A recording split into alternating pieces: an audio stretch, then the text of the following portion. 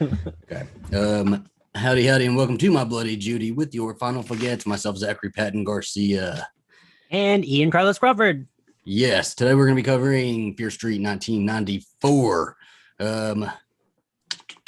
Yeah, we're just gonna not so much a recap and review, just like last time. Which one did we cover last time? We covered The Conjuring. Yes, perfect. Okay, so we're going to be covering 1994, and we're not really a recap and review, just sort of like just a review, just sort of like we did it last time. I don't know. What do you think overall of this one? I liked. Of course, I can't find my notes. They were up on my desktop, and now I can't find them. Seeing my notes for our Buffy recording on Saturday, and I'm like, where the fuck are the notes for this? Because I took them. Hold on. Shit. Sorry. I liked it. I had issues with it at the end. The end like bummed me out. I didn't like the end. Like I actually fucking hated the end. But I had a lot of fun watching it, and I thought it was definitely like a really fun horror movie. Yes. I think I'm there with you. I don't know how I felt about the end. I think by the end I was kind of just more excited to see more of it anyway. So I was like ready to binge it. And it wasn't a perfect movie. Like my biggest, okay, I don't even know if this is really a criticism, but definitely felt like it was, I mean, because Fear Street's like, our generation, right? It's millennials. And so it felt like it was like, appealing to our nostalgic boners, but it was definitely a Gen Z movie, I thought. It was very much like, I don't know, The Babysitter on Netflix. You saw that one, right? Did you? I hated the baby. I think the Babysitter's like the first one too, or I think the first one's like fun, really fun. I think the second one's like truly garbage. This was definitely, yeah, I could see it's like on par with the first one. Yeah. My problem is, and I think you and I have talked about this, or excuse me, sorry, or maybe it was me and Adam on one of the episodes of something. But like I don't like when the movie felt safe. Like, right, we got to a point when it felt like, oh, okay, like we're just watching these characters, kind of like Stranger Things is what it felt like, an episode of Stranger Things, where it's like, oh, like these characters are in danger, but like no one's gonna die. It's not like that brutal. It's like the adventure they're on. And I don't like when deaths are like weirdly cruel in a movie where they're not all cruel. Like I gotta be consistent with my deaths. Everyone got stabbed. Everyone just like was lightly, stabbed and then dead.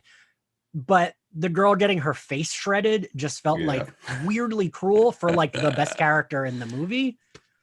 Yeah. And it wasn't even like, it wasn't like a cool death. Like it was just like she was screaming and her face went through the thing. Her friend was like, I hear my friend screaming, but I'm not going to do anything.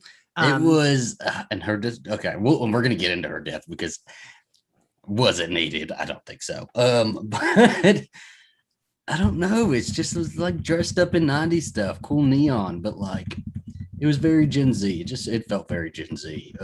It did get me like super interested in this kind of horror for right now. So like all that day, like me and Alistair watched a bunch of horror like that. And I was seeing people on Twitter kind of name the references, and I got a few of them. I didn't get all of them because I'd never seen The Faculty. So I had to go watch that one. And I watched that. You watched The Faculty? I did. I'm mad at you. It was not a great movie, Ian. It was not a very good movie. That movie's fucking fantastic. I did not like that movie. But I didn't realize how many, okay, we won't get into that one, but I didn't realize how many people were in that from like everything. Like, I think I told you that our last My Bloody Judy. I think I mentioned that a zillion famous people in that movie. It is, I really was though. But like, yeah, there's a bunch of, little references in there. Scream being the first one with this opening scene. What'd you think about the opening? I really liked the opening. I thought it was a really good opening.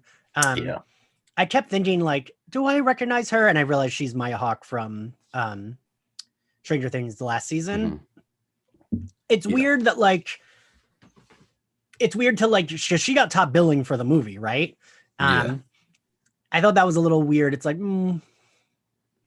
like I get what they're doing, but it felt like it. But the scene was well done. I thought it was I thought that was probably one of the best like horror chase scenes in the movie. It was really good, and it was really good like homage scene. Like sometimes when they do homage scenes, like I mean, there's some fucking homage scene in every fucking movie nowadays, right? It's like always done. So I thought it was really good. I haven't seen the last season of Stranger Things, so I didn't recognize her, but I guess that's what everybody's talking about. Thought it was really cool. I liked when they showed all the Fear Street books on there, and they like renamed the author. What was it? Robert Lawrence. But there's like a shot of all the Fear Street books. That was really cool. And then like that slowdown. Did you? So it was like a mix of like Tatum and Casey's like death scenes, right? Because then you have the gate, and you have her running in slow mo, and I was just like, it's that Leonardo DiCaprio meme where you're just pointing at the screen because you get it. I don't know. I liked it. I thought Ryan was, I mean, I thought they were kind of, it was like very obvious that Ryan would have been a killer. So I didn't think they were going to do that. I thought they were going to go with something else, but then I guess like it makes sense going down, Yeah, because it like didn't quite matter. You know what I mean? Like, yeah. So it wasn't like he was like the main, it wasn't like Scream where it's a mystery. Yeah, no, I really liked the opening though.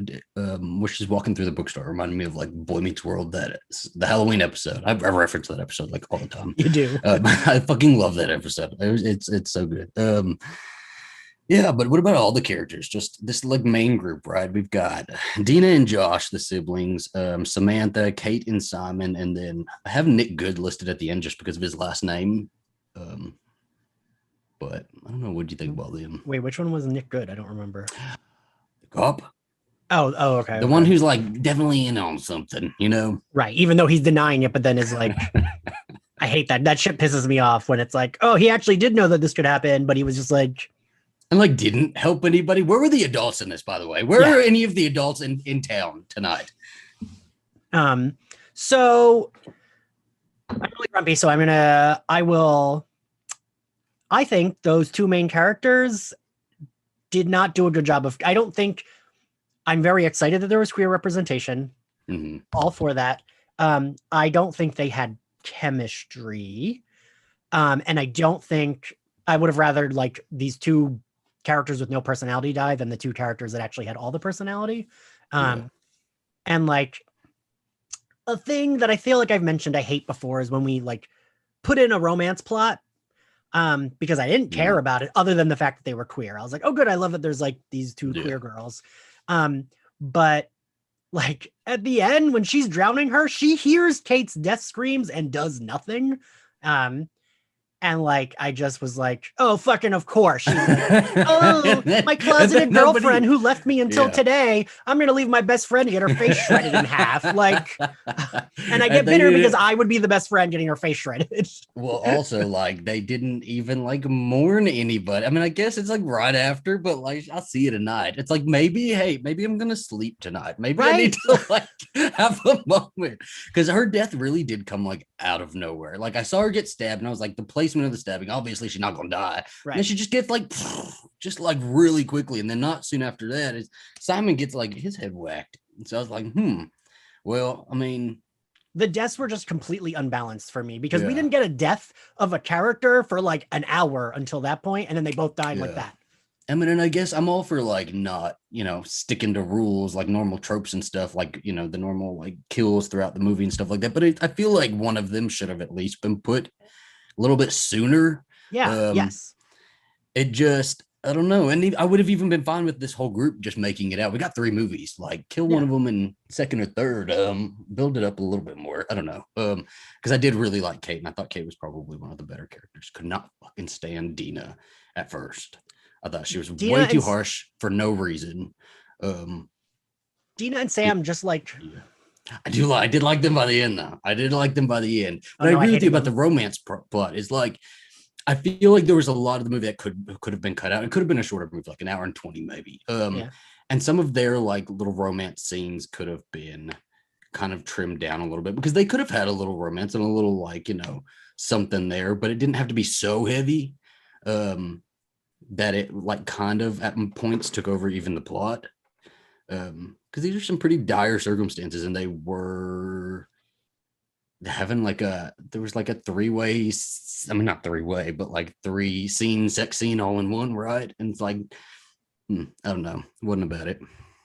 Yeah. Well, also I was confused. I like had assumed that Simon and Kate were dating, and I was like, oh, she's gonna cheat on Simon with Josh. And like the weird thing was, Josh to me looked like, they all looked like they were 20 something playing teens, but Josh looked like younger because he looked like he was in, and I don't know, there's like, for me, he looked so much younger that I assumed he was supposed to be like 10. And I was like, why is she trying to kiss this kid? But like, they were supposed to be weird, right? It's like, are they really supposed to be this? Like, what is the age difference here? Because it felt like he was supposed to be like, I don't know, 14 or something like that. Right. Like a way younger teen than they are. Like, but also, let's also like bring up the fact, like, here's what I noticed is like these teens in these movies nowadays, because it is like we really think about it, and like these kind of horror movies, you know, the these ones, and then The Babysitter, like those are directed towards the Gen Zers now. Like they're not really for us anymore. I guess they're for horror fans in general, but like Netflix is really trying to get the kissing booth crowd, right? And so the actors just to me look young. They look like teenagers now, whereas like, you know, our favorite movies are all clearly like more mature adults, like maybe a few years older than teens. Like Nev Campbell and Courtney Cox look the same age, but Courtney Cox is supposed to be like an adult reporter, and Nev Campbell is supposed to be like a teen girl. Exactly. Like in reality, they're going to wine night together on Wednesdays. But it was, I don't know, I always just find that like so crazy to me.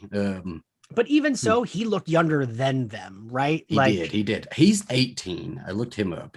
I don't know how the other ones are. Like if you told me they were all supposed to be like 16, I would have been like, okay, then he's got to be like 13, like just comparatively teen wise.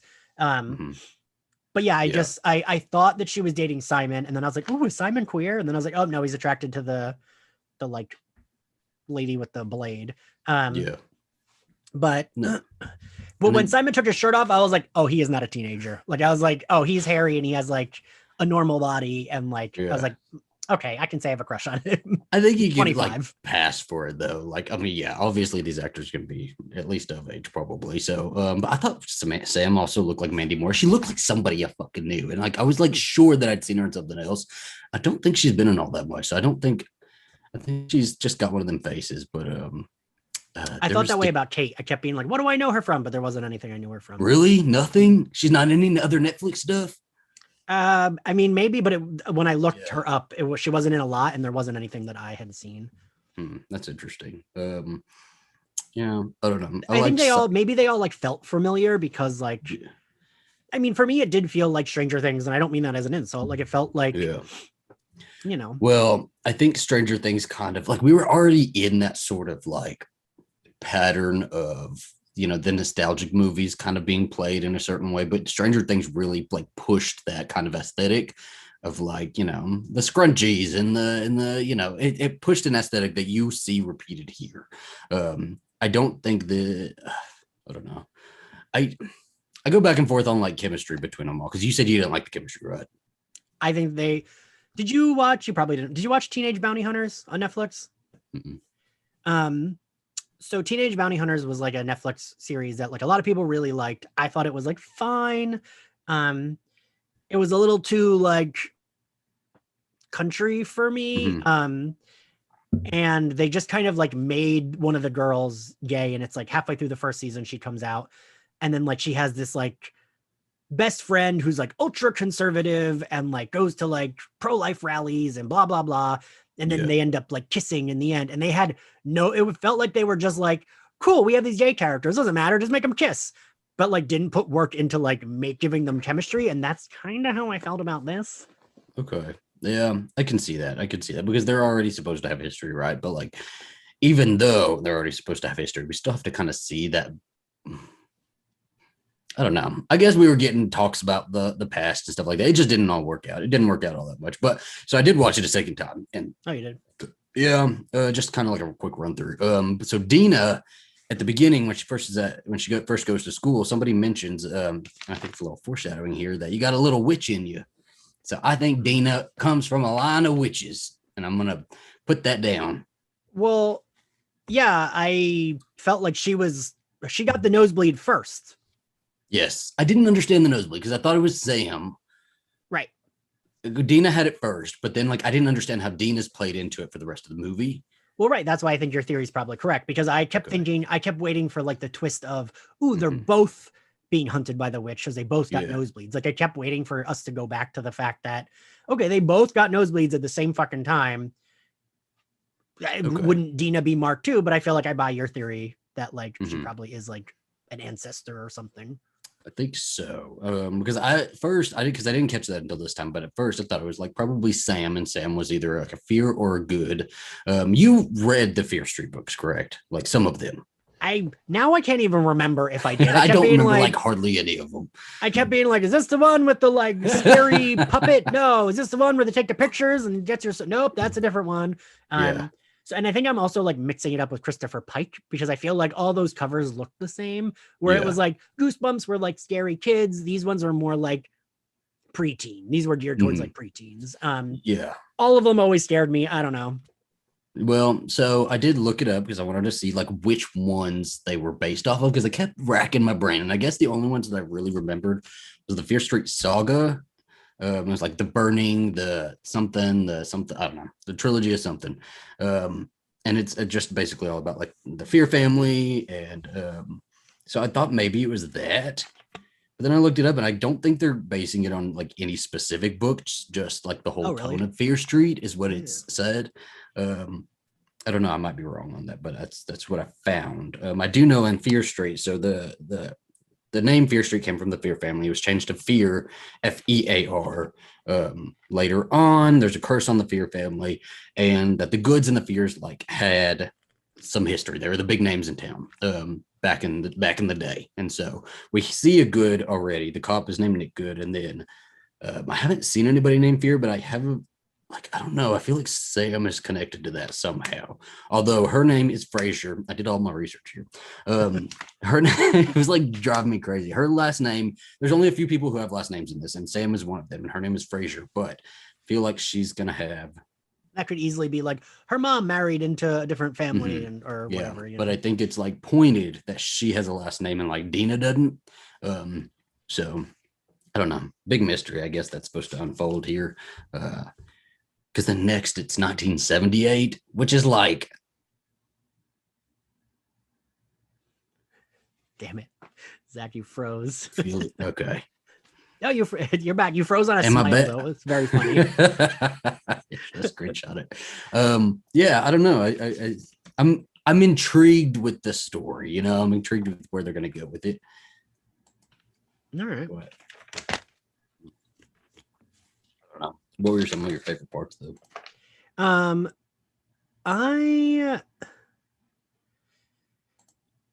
don't know. I think, like, I know I've been seeing people complain about the music.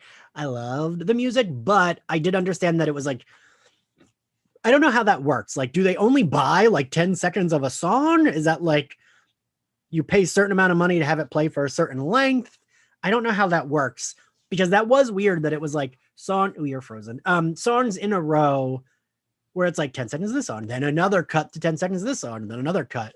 The like music cues were like all over the place, but I did like them. I don't know. I don't even know if you can still hear me because you're frozen. Oh, crap. You probably can't. Well, anyway, everyone, I'm looking at the comments. So tell me what some of your favorite parts were. Oh, someone said, Steven said the music was very TikTok. I could see that, but I don't know, but it's like 90s. I don't know. We don't get that. Oh, you're back. Hi, Zach. Oh, your audio's not working.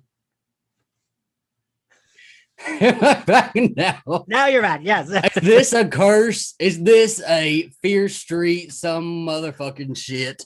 Because I don't have time for it and I won't watch the last two. Netflix, you're not going to get my money. Netflix, you need to pay me a little bit more money for internet. Give me something. So we can talk about this. I did hear somebody say that it felt like TikTok. Yeah, Steven said that. Yeah. Also, hi, Steven. And hi, Jared. I saw you there too. Yeah, I don't know. What did you think of the music cues as someone who's like not like that's not like your genre quite, and that like is mine, but like me, I understood. Them. What? What do you like? What did you since it's not like quite your genre? Okay. Like, what did you feel about all the music cues? Because my only issue was that they only were 10 seconds. And I don't know if you heard me say, but like, I don't know if that's like, does Netflix only buy, like, can you just buy like, or pay less to only play 10 seconds? You shouldn't be able to, but maybe that's a new thing. It has to be, right? Because like TikToks are only allowed to be a certain amount of time. And so they're not paying for all this music to, I don't know how that works. I liked the music. There was a few of them that I liked and that I knew, and there was a few of them that I didn't. Like you said, weren't my thing. Firestarter got me. I was all about that one. But The no, Nine I Inch like it. Nails, the first music like needle dropping Nine Inch Nails really got me. I love that song. And I was like, I oh, I love am. this. I have a question for you, and this is like, I'm so sorry if anybody's in the audience and they're Gen Z and they're gonna be so mad. Don't kill us because Gen Z seems a little crazy. Does Gen Z have their own aesthetic, or are they just like grabbing everybody else's aesthetic? I mean, well, like to be fair, I feel like all of it's always recycled. I like when I was a teen, it was recycled. Like when I was a teen, like the fucking like stupid 60s like shirts, it was like 60s, but make it 90s was like the style. And now I feel like it's like 90s, but make it in 2021 is the style.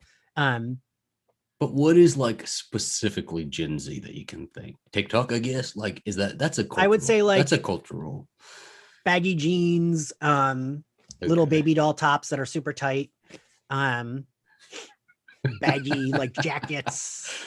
Okay. You're younger than I am. It felt like it just, I know, but like I even feel like super old when like I'm even watching these Gen Zers do anything. I'm like, oh my God, I'm only 26. This is not gonna, I'm not gonna age well with them around. So our next live is gonna be we're doing like 2 TikTok dances in a row, right? Oh my God, we should do one. I'm sure there's like a Fear Street trend on TikTok. Right? We should probably find or something like that. That would. Oh, God damn it, you keep freezing. You're back. Yes. Okay. All right. If it does it again, I am going to flip to my phone's Wi-Fi. We're going to try that one. No, it just felt like a very Gen Z movie. It felt like all of these were clearly Gen Zers kind of dressed up in 90s, but it didn't feel like 90s to me. I mean, well, like that goes back to Stranger Things. Yeah. You know, I loved all that mall stuff, but like as someone who grew up in the 90s and went to the mall a lot in the 90s, malls did not look that nice. It was just like a lot of brown and maybe like 2 neon signs in the mall. Like it wasn't like, oh, like cool and like bisexual lighting and all that. Yeah. It wasn't that. I can promise you. I worked at a mall in the 90s. Ian, you know nothing. You know nothing. Obviously, everything was in neon back then. Everything was in neon. But like, even so, I don't care. I kind of like it. I like the like romanticized version. Like it's almost like a cartoon version of the 90s. And I'm here for it. I mean, I have this fucking purple light behind me. Like, I don't know. I like that. Even if it's not quite accurate, I am all for that kind of lighting. So I think I think I am too. Like with aesthetics like this, I do like a more romanticized version, right? Like, I mean, I was born in 94. And so all I remember from the 90s, all I remember from the 90s are like really bad, like checkered print couches that itched too much and like, you know, a lot of brown everywhere. Like it wasn't, a lot of brown. It looks cool now. Like I'm like, okay, I'm down for it. Everything, I don't know though. Like it just seems like when they make this stuff that all of it feels 80s. So we're doing 90s here, 94 here. We're going to go to 78 in the next one. But I feel like it's all just going to feel like 80s. Am I gone? Oh, you like blipped for a second. I don't be upset, but you do keep blipping. Like you freeze, but then it catches up. I'm going to give me 1 second. You go ahead and entertain the audience. I'm going to try to switch my Wi-Fi. Do a party trick, Ian. Jesus Christ. So yeah, what did you all feel about the aesthetic? You all feel that it's like too much, or because I don't know, I do like it, but it just like is not, you know. Oh, Helena, you said the 70s were real brown. Yeah, I mean, a lot of like, I feel like a lot of eras were like brown and beige, but like when we like put them on TV shows or movies, we just like take like the best, like, you know, I think of, God, what's that movie with Charlize Theron that I love? Whatever, that movie where it's like, everything had neons, right? And it looked super cool. So I'm okay with it. Like, as long as it looks cool and like, all right, some of it's accurate, some of it's not. I love a like aesthetic mood. Like, I don't know. And I feel like also those are all the pictures I take for Slayer Fest. So that's maybe why I like it. I'm always like adding cool, like purple lights and like whatever, making it more ridiculous. Oh, Steven, you said Wonder Woman. Yeah. Oh, are you about to read that one? Yeah. Wonder Woman 84 used a dead mall that I literally used to go to in the 90s. They definitely gave it a little makeover to romanticize it. Yeah. Yeah, that's not surprising. I feel like it's super easy for that's probably why they're all using malls, right? Is because there's probably a shit ton of dead malls that they can just kind of rent for a little bit. With Stranger Things, the whole thing in the mall. No, the whole season, most of it is in the mall, but like, okay. Colin reminded me it's Atomic Blonde is the fucking movie I was thinking of. God, I couldn't think of it. Our honeymoon said we should do the WAP dance, Zach. The WAP dance? What is the WAP dance? Oh, you don't look at TikTok enough? Do I look? Am I the youth here? Jesus Christ. Yeah, I think you are. I think you are. Alistair he sends me a shit ton of them, and we have this thing where I will. You only look at like one out of every 5. I will sit there. No, I'll watch them. I'll sit there and watch them. He has to scratch my back while I'm doing it. So that's our little deal. I don't know. It's like, I like the funny ones that are like real quick, but that's kind of what I liked about Vine is like, it was super quick. Some of these are just too much, and then they go into part 2s and stuff like that. But I don't know. Let's go into Kate died because Sam lived. Let's have a big bolded underline because there was a moment where they were trying to throw Sam out of into the hallway, and they were right. They were right. Like, oh, cool. Instead, we'll just all die.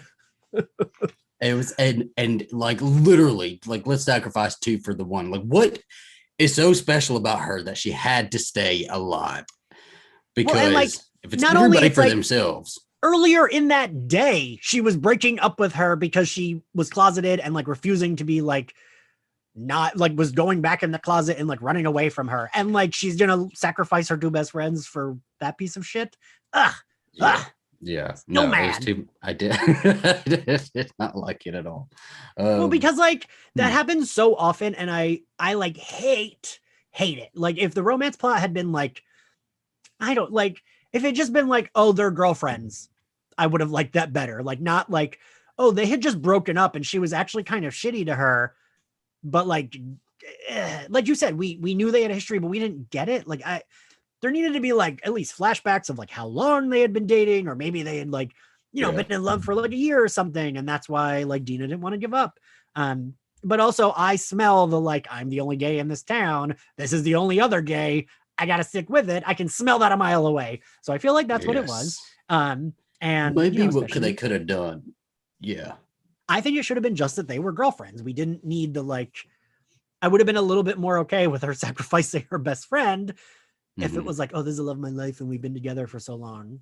And also they could have just made it like a newer thing also for them. Like they were like in the middle of their drama instead of like 2 times removed and we have to remember like a year back. Like, just give it to us like as it's happening, and then I feel like that just works a lot better. But I don't know what I was about to say. Yeah, I had a point. I lost it. It was good though. Good movie, everybody. Did you see on Twitter Adam Sass hated it? Did he really? Did he not like it? So there was, I was very curious. Like every time you kept saying, because you were texting me about this, and you're like, it's extremely my shit, right? And I just like, I wanted to say yes, but I was like, I don't know though. I don't know because it should on paper, right? But then I wasn't sure if it was going to feel like too like copy homework, change it up a little bit for you. So I was real curious to hear how you were going to take it either. Well, again, like so the thing I lost my train of thought that I was going to say that I have mentioned before is this movie's terrible, but did you see Jurassic World? Wait, was it World? The one with Chris Pratt, the like first new one with Chris Pratt. So you know how in that movie, like barely anyone dies. And then that one fucking assistant gets like ripped apart by the dinosaurs, and like the thing comes out of the water and like chops thrown her for a 2-minute scene. It's thrown back and forth and all around. And it just feels like, even watching it, it's like, this feels weird because like no one else gets this like miserable, like brutal death. And she's like thrown around in the water screaming and blah, blah, blah. And that like is a point of like, that's always my issue. We can't just have one cruel death of like, it's not even like, okay, what? She was annoyed at the kids. That's fine. Like she wasn't like this awful character. So if it's like a character that's not supposed to be evil, I think, and we get a cruel death, but there aren't other cruel deaths, for me, that feels like wild in tone. And I just don't like that. I don't know. Like I'm cool with like killing a character you like, like Tatum. she's great in Scream, but she dies. But like all the deaths are pretty brutal in Scream. Like her getting her head smashed is a standout death, but it's not, it doesn't feel crueler than Casey Becker getting her stomach cut open, right? Like, so I just think like it's unbalanced, and that really bothered me because her two best friends, like other than that, just peripheral characters were getting stabbed, but then her two best friends get like their face shredded and the head axed. Even the head axe felt less brutal because it's like you die right away. Like, and I did like the head shredding. I did like it, but I think that along with what you said, where it's lacking balance, I feel like it felt like they were because Netflix was really going for like marketing this as rated R, right? Yeah. And so it felt like this was one of the moments they were kind of shoehorning it in that like, hey, this is brutal and bloody. When I felt like it was a pretty bloody movie overall anyway. They could have probably thrown a couple more deaths in there. Well, like you said, I think like if one of them had died earlier on, it would have felt a little bit, it would have like not made more sense. But you know what I mean? It would have been like, oh, okay, we know characters are gonna like, because other than that, like Sam's boyfriend died. I'm like, we didn't fucking care about him, and he got a less brutal death. It was just like a stab, and he was dead. Yeah. Even though I did feel a little something for the nurse. He seemed like he was cool for the moment that we saw him, and then he's just like, but like I thought Simon was gonna get like totally sliced up by the girl on the street. I thought that's what that was gonna happen to him. I didn't expect it for him to even make it to the fucking end. Yeah, I was like, oh, this is when like the guy I like. So he 100% would have been the guy I have a crush on in high school. And I was like, oh, the like guy I would have had a crush on in high school is gonna die here. Like I totally, and I almost feel like, okay, just like why didn't they kill him there, right? Like, yeah. I think he was one of their better characters, dude, and they should have kept him around. I feel like they're going to come back and be like zombies or something like that. They're going to be raised from the dead somehow. I don't know how they're going to raise her with her head all shredded up, but I feel like something's going to happen. I was talking to Kirsten White about it, and I was like telling her how that really pissed me off, and she was like, well, that's like a problem when you have really dynamic side characters, and they really like they did a good job like creating those characters. And I was like, yeah, that's true. Like the fact that I care so much that they got brutally murdered says like is a positive, I guess, right?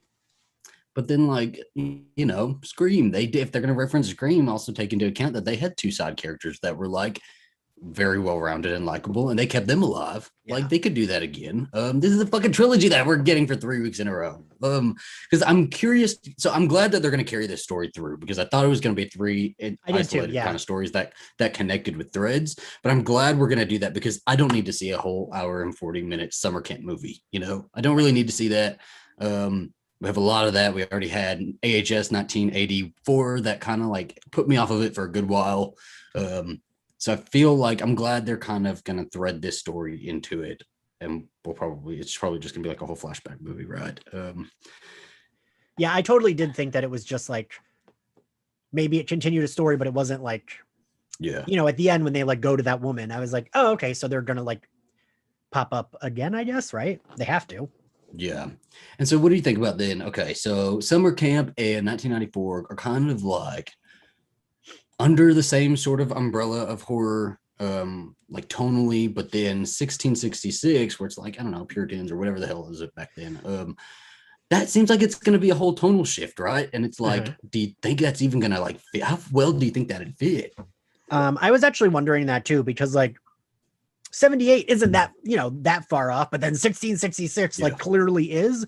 But I wonder if at that point we'll be blending all the stories, and it'll just be like, okay, like we get the 1666, but also we're incorporating like flashbacks from 70 whatever and 94, you know?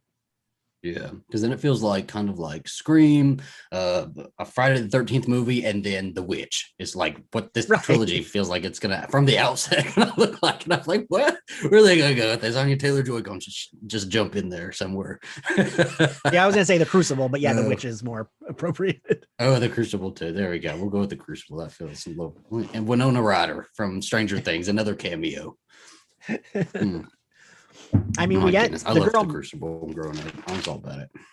The girl Max from Stranger Things. I don't remember. Is she only in season 3 or is she in season 2? Because you watched season 2. The redhead. I don't remember her in season 2.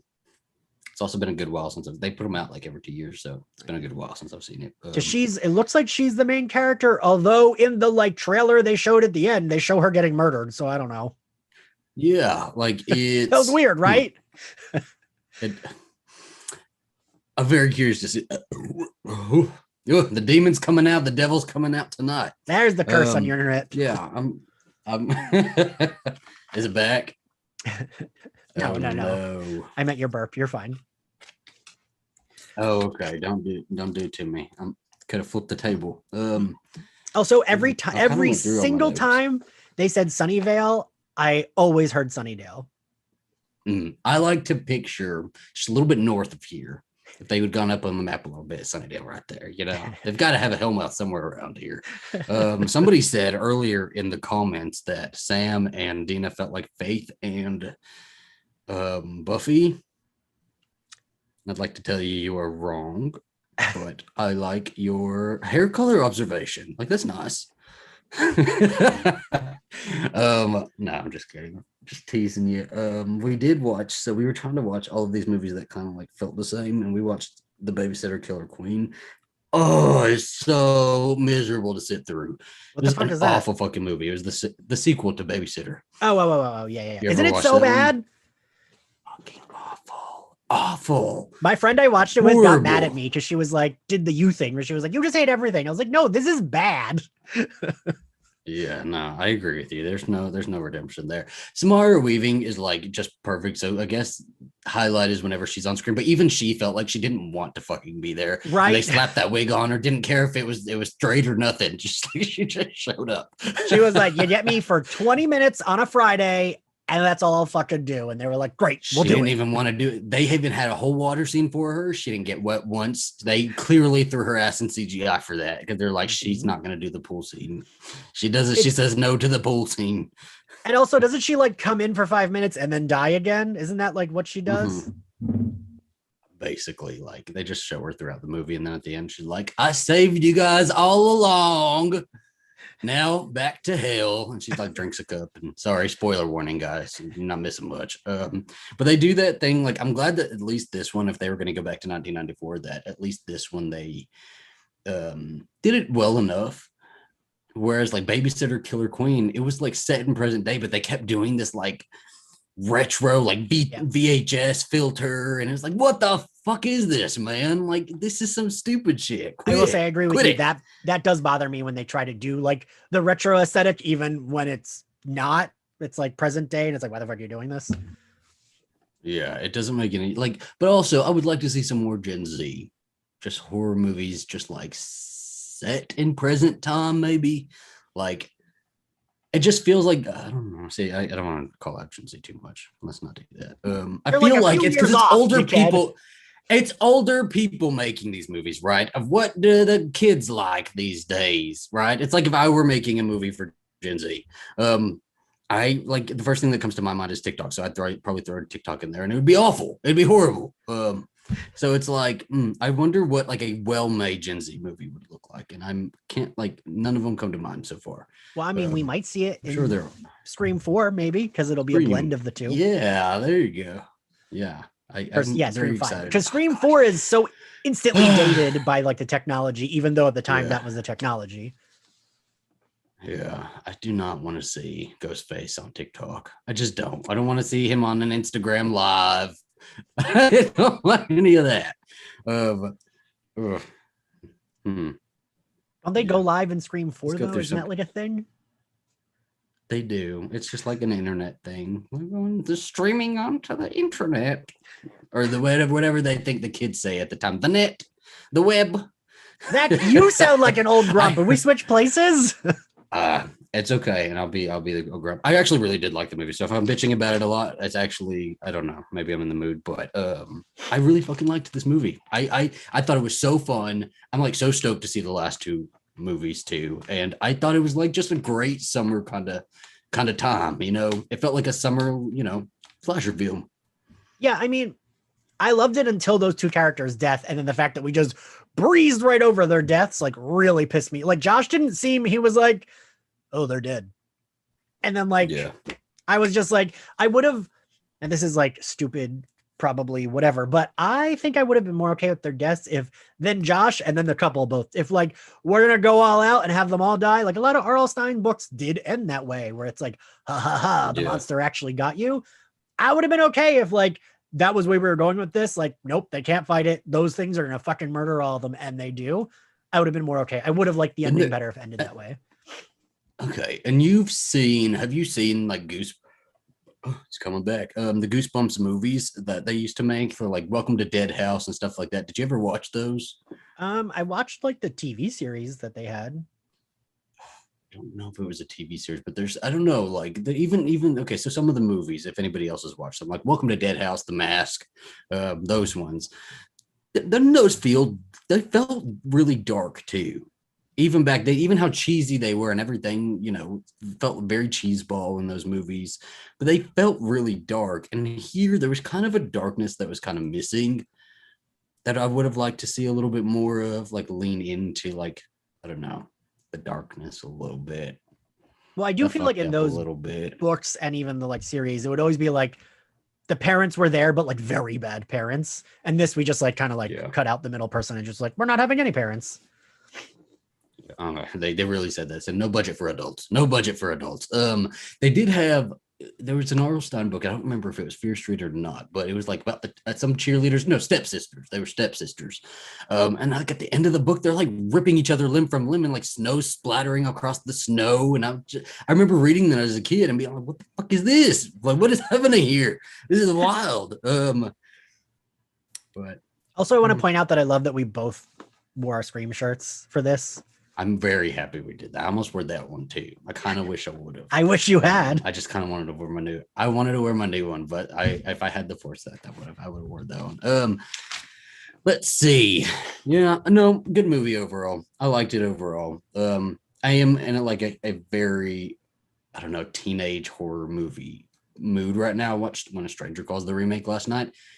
Super underrated.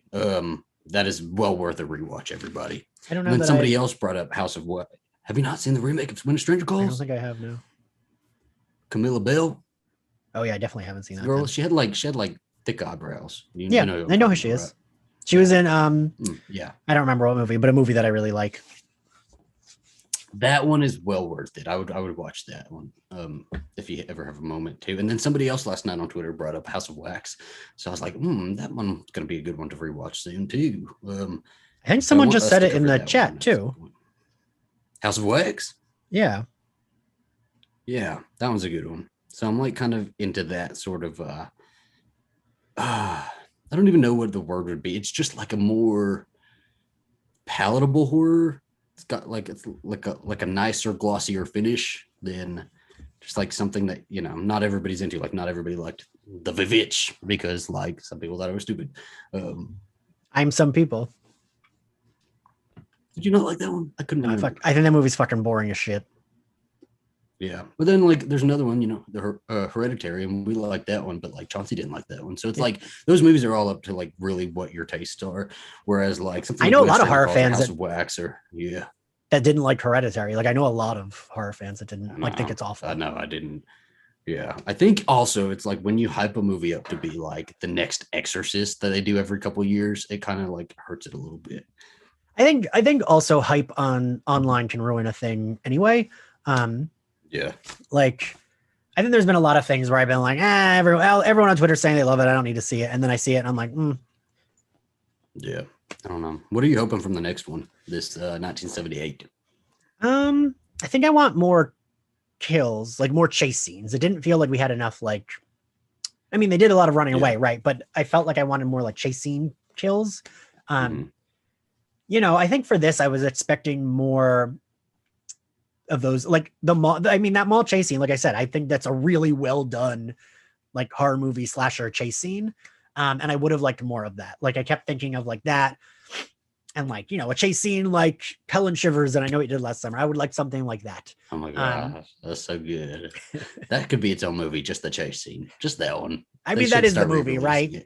It basically is. It is. You and I love that movie because of that.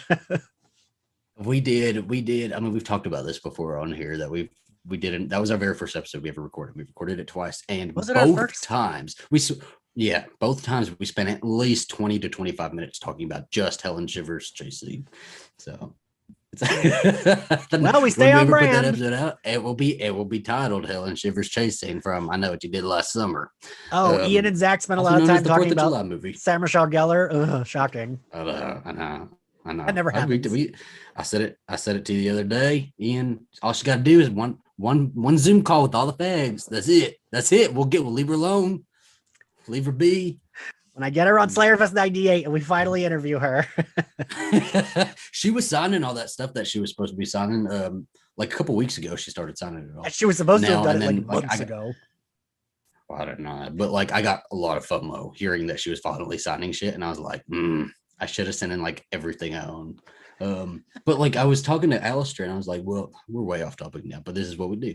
I was talking to Alistair. I was like, well, which season would we get of Buffy to have her sign? And we came up with season 1. Which one would you have her sign if you could have her sign one season?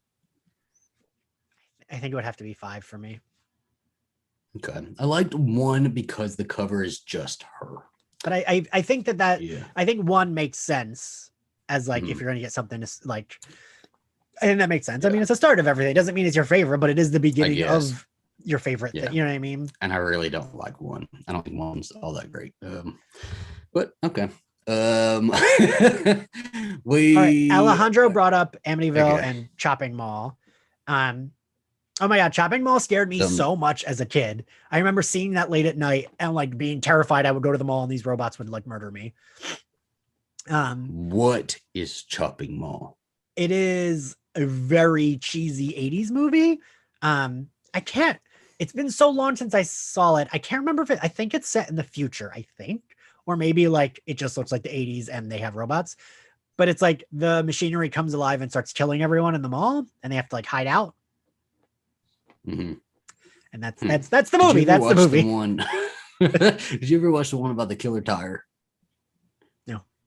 There's one about the killer tire and one about a killer like sofa or couch or something. No. I feel like I've seen a picture. What's the tire one called? It sounds familiar.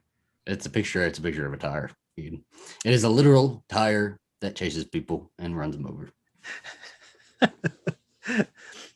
Steven, I have reached depth to it. I have reached out to Freddie Prinze a number of times because he is a big X-Men fan. I wanted him on for Summer of X-Men, and I was like, that's my way of getting Sarah Michelle Gellar. That never happened. Him and Sarah have the same agent. If you had Freddie, do they? They have the same agent, so I feel like his agent was like, this fag again? No. And just like saw my name and like deleted it or blocked me. If you got Freddie Prinze on there, would you ask him about his wife, or would you just like pretend he's single and by himself and never even mention Sarah Michelle Gellar? No, of course I would. But I wouldn't. We love you in Scooby-Doo, but like your wife, let's talk about her for a second.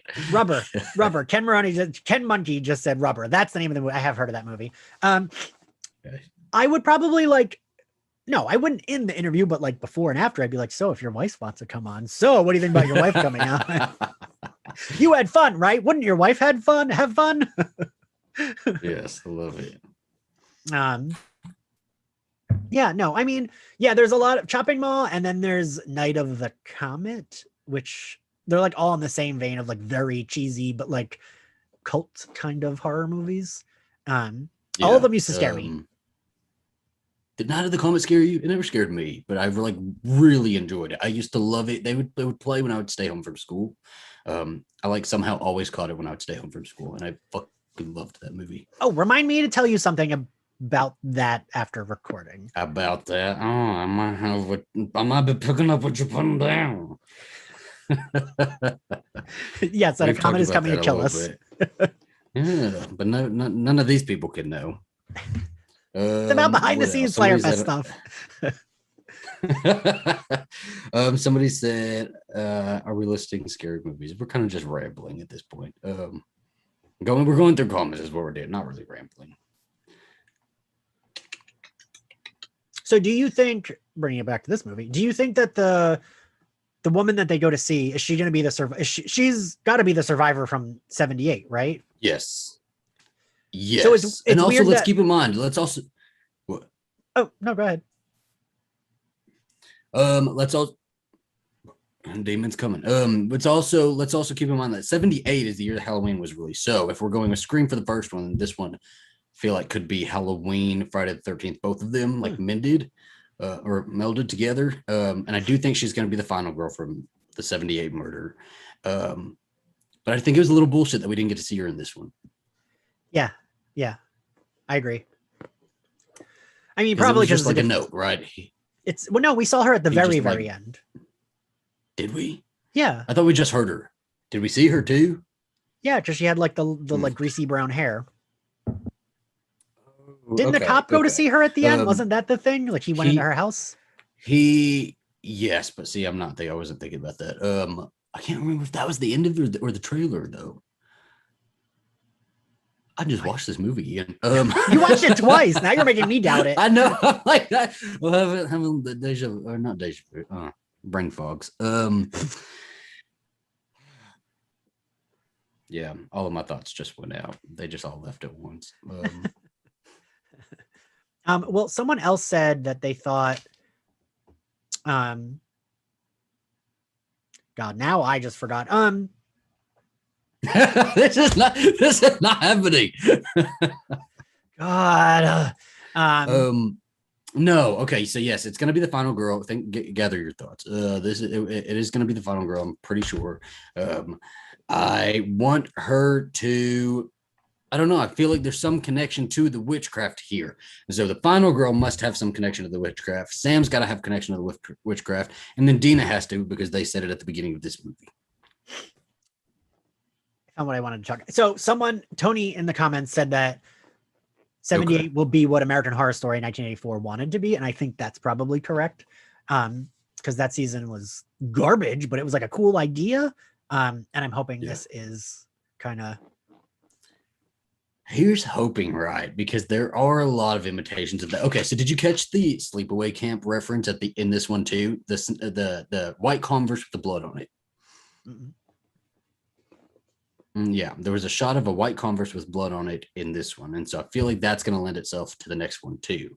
And it's not going to be like about a white Converse with blood on it, but it's like, that's like a reference to Sleepaway Camp. And I feel like, and Sleepaway Camp is, a summer 80s, summer horror movie set at camp. And so at camp, yeah. I feel like that's going to be maybe something, or that Sleepaway Camp is one of those movies I'm not sure if I've actually seen, or I just know all about it from the internet and like.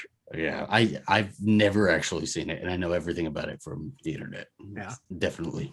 That and Prom Night for me. Maybe we'll get. Have you not seen Prom Night? Oh, I've seen Prom Night. Did you ever watch the remake of Prom Night? I don't remember why, but I saw the first, like the beginning of it, but that's it. Doesn't that one It wasn't very good. Is that the remake that also has a lot of famous people in it? Is Ming-Na Wen in that one? Yes. Does she play like a therapist? I don't think she's possible. She plays a therapist in one of those horror movies. It's Brittany Snow from John Tucker Must Die. Yeah. Brittany Snow from Pitch Perfect. From Pitch Perfect, yes. Also, sorry. Give her own movie. Don't put her in John Tucker's movie.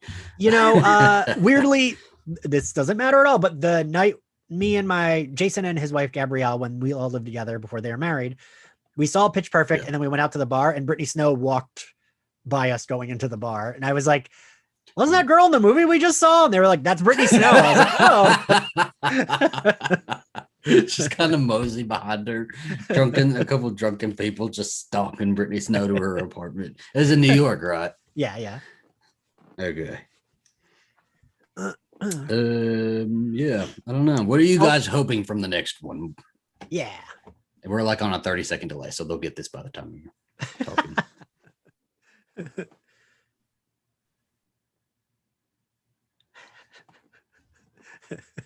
I like that we're just waiting for 30 seconds. We'll just wait, count it. And then when we start answering, it's going to be a 30 seconds of silence that they're listening to. Great. I wonder why Zoom does 30 seconds. It's weird. A lot of people mentioning Chopping Mall, though. Oh yeah, okay. Chad said lightning strikes the building and it shorts out the failsafe on the robot security, but I still can't remember if it's it in the future. Because I know the robots were like already there, but they become evil because of I forgot it was lightning strike. But yeah, Never found like robots like menacing though. I've never been into a robot movie. Like, I don't know. that's I've fair. never thought those were good. As a kid, everything scared me though. I'm not saying it'll scare me now. Yeah, and you sitting in your basement recording My Bloody Judy scares you. That's because it was You get dark. spooked. You get spooked. I like cannot wait till we meet in person because I have so many ideas and I am going to spook you. No, I don't like that. And you're gonna be the one in the movie that's like, hey, you guys, it's not gonna work on me this time. And then you die. No, I'm gonna be the one that's like, damn it, I'm scared and I'm gonna die, and then I'll get an axe to my head. Or you just like subvert all expectations and just leave and you're fine. I would either be like the reluctant final girl or the like friend that dies halfway through. There you go. I don't know. I die first. It's there. You do. I hope the lead characters are reincarnated or related to witches to explain why the witch brought them to her grave, because Sam had a nosebleed before everything happened and then got dropped. Do you think so? When they because you caught where they were flashing like the witch's face burning, right? We should have paused it there and figured out who that was. I hope we get definite connections to the present day characters. Yes. And somebody says Chopping Mall is in the 80s. Yes, we know. Also, I like that. Do we? Yeah. Also, I like that Steven said Faith's brother because Tony's last name is Lane, and that's Faith's last name in Buffy.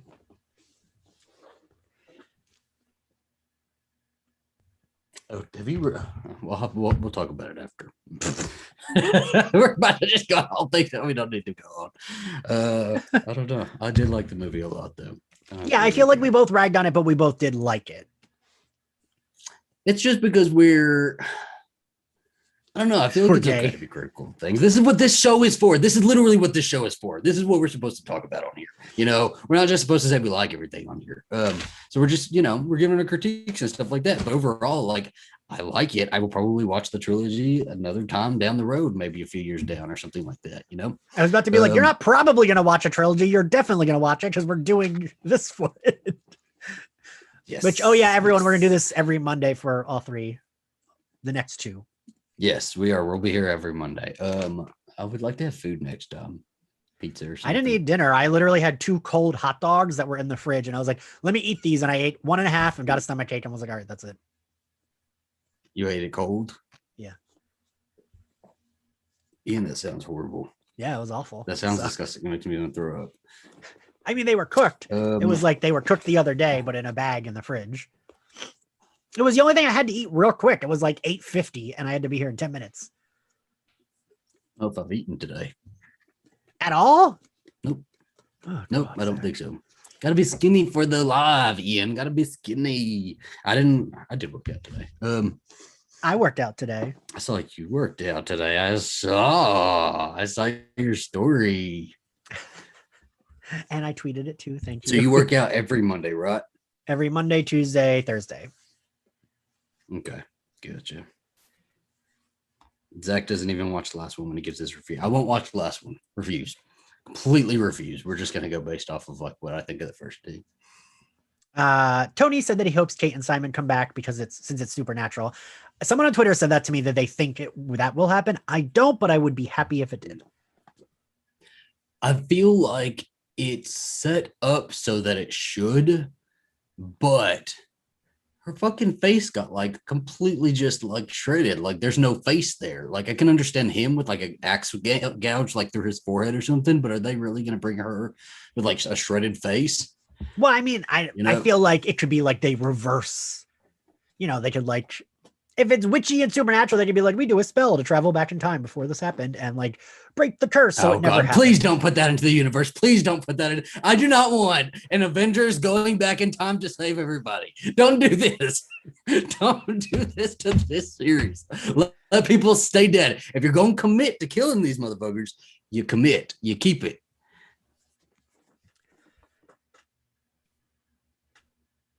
Oh, Tony asked, what's our favorite scene in the movie? Mine is the beginning. The beginning chase scene I thought was like really like good.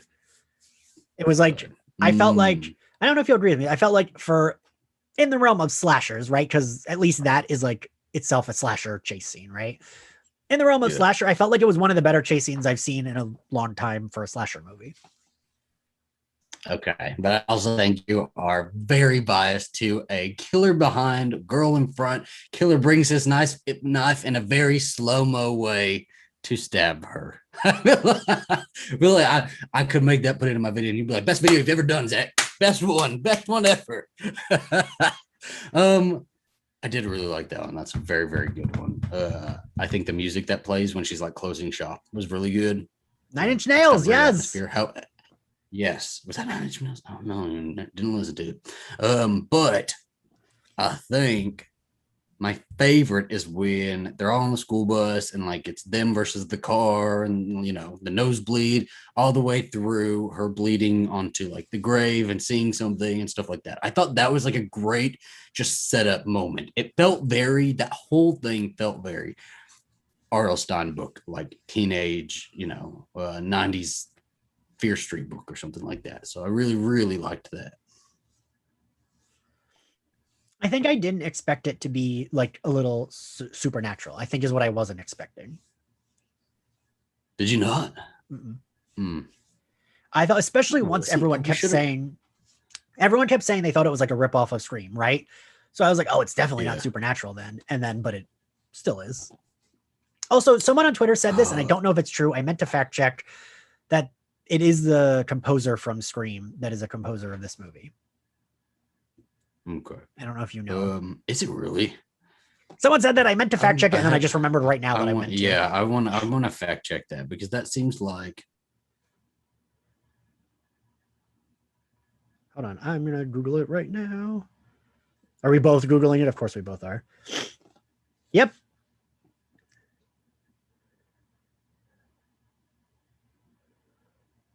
Yeah.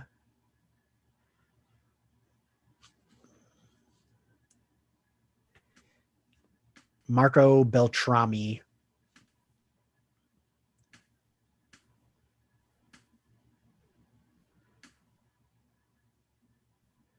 Yep.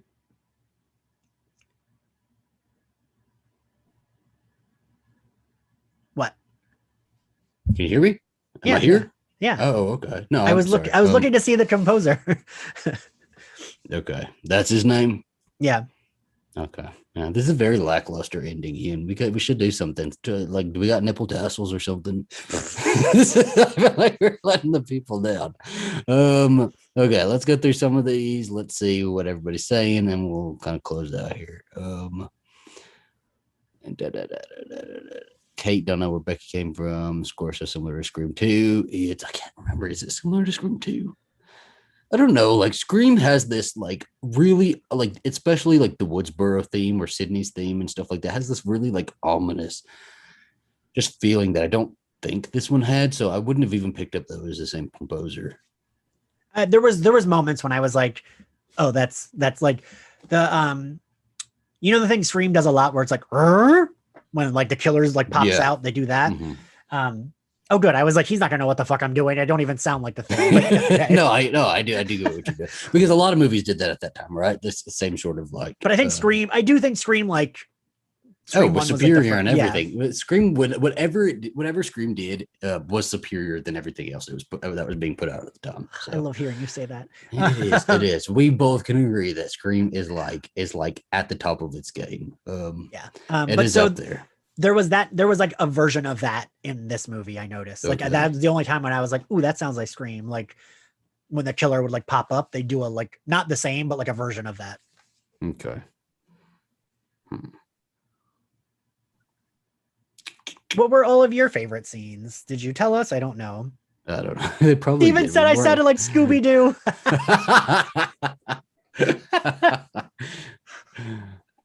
Well, fair. Good. The quote from the night. Ian sounded like Scooby-Doo. Jesus. I'm gonna title this video that too. Watch Ian's Scooby-Doo impression. Oh, see, Colin tweeted at me a GIF from shopping mall of little robot turnaround, and like it looked so silly, but like it scared me as a kid. Yeah, I'm definitely gonna have to go watch it. There's some movie that I cannot fucking remember, but it's like they're in a pool. There's like a monster in the pool, and it's like, I have no idea what fucking movie it is. It just like scared the shit out of me when I was a kid. It's like it's placed in a pool. Yeah, the movie's not placed in a pool, but there's a scene in a pool where it's just like a big like gym pool, and it's like it looked like a blood monster in my head, but I don't know what the fuck it is. It's not The Faculty that you just watched, because there's a scene in a high school. No, it's not that one. Not that one, but it's so bad. As a teen, I would draw comics in my like notebooks with of The Faculty because I loved it so much. Yeah, I can see why people would love. I feel like it's one of those movies that if you had to have been like, you had to have liked it within a 10 years time span from it being released. That's fair. It's one of those, because there's a lot of movies that I like that, you know, people are just like, you know, that's stupid. But it just got, I mean, it's got Josh Hartnett. He's cute, but he's got like the goofy, you could tell he was filming Halloween H2O at this time too. Oh, he's got the same freaking like, yeah, he was gorgeous, but he's got that same sort of like, oh, I'm an actor. I'm like, I had really the outfit he wears in that movie, and I thought I was so cool. I was like, ooh, the like hot star. Like I saw that movie with Kim, Zach. Yeah. I saw that movie with her and like two of our friends from high school. And I wore that outfit so much more once I saw him wear it in the movie. Clea Duvall was like, I loved her in that movie, but then they put her in purple at the end. And like, what is with a trope like that? What is that, by the way? Have you heard me talk about that? No.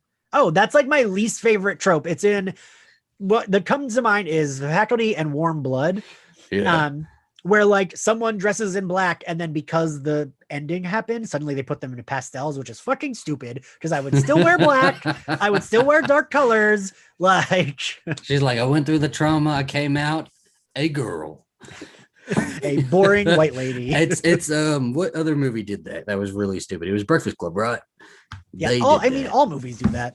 Yeah, I feel like they won't do that now. Maybe we'll get that at the end of this series. Dina dresses up. She's in a floral print. Also, I liked that Kate was a main character who like dealt drugs, but like wasn't like. That's something we didn't talk about. It's something we didn't talk about. Like the fucking shady side, using these people who like did something, had some relation to drugs, as the scapegoat for like not telling the town maybe it's cursed, or like, hey, everybody get out or something. Like, I felt like that was really fucked up, you know? What teenager didn't do something with drugs when they were, you know, younger?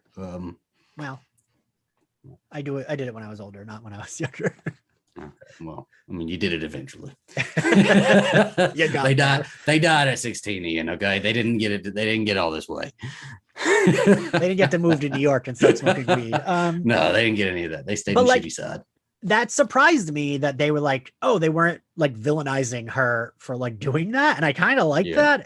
But then she died. So, well, yeah, but then we're also having that conversation now about like, you know, like there are drugs that ruin lives. They're like anything can ruin lives. Drinking, drugs can ruin lives, stuff like that. But like we are having a conversation now where like, like, I mean, I don't even know what she was dealing. What was she dealing?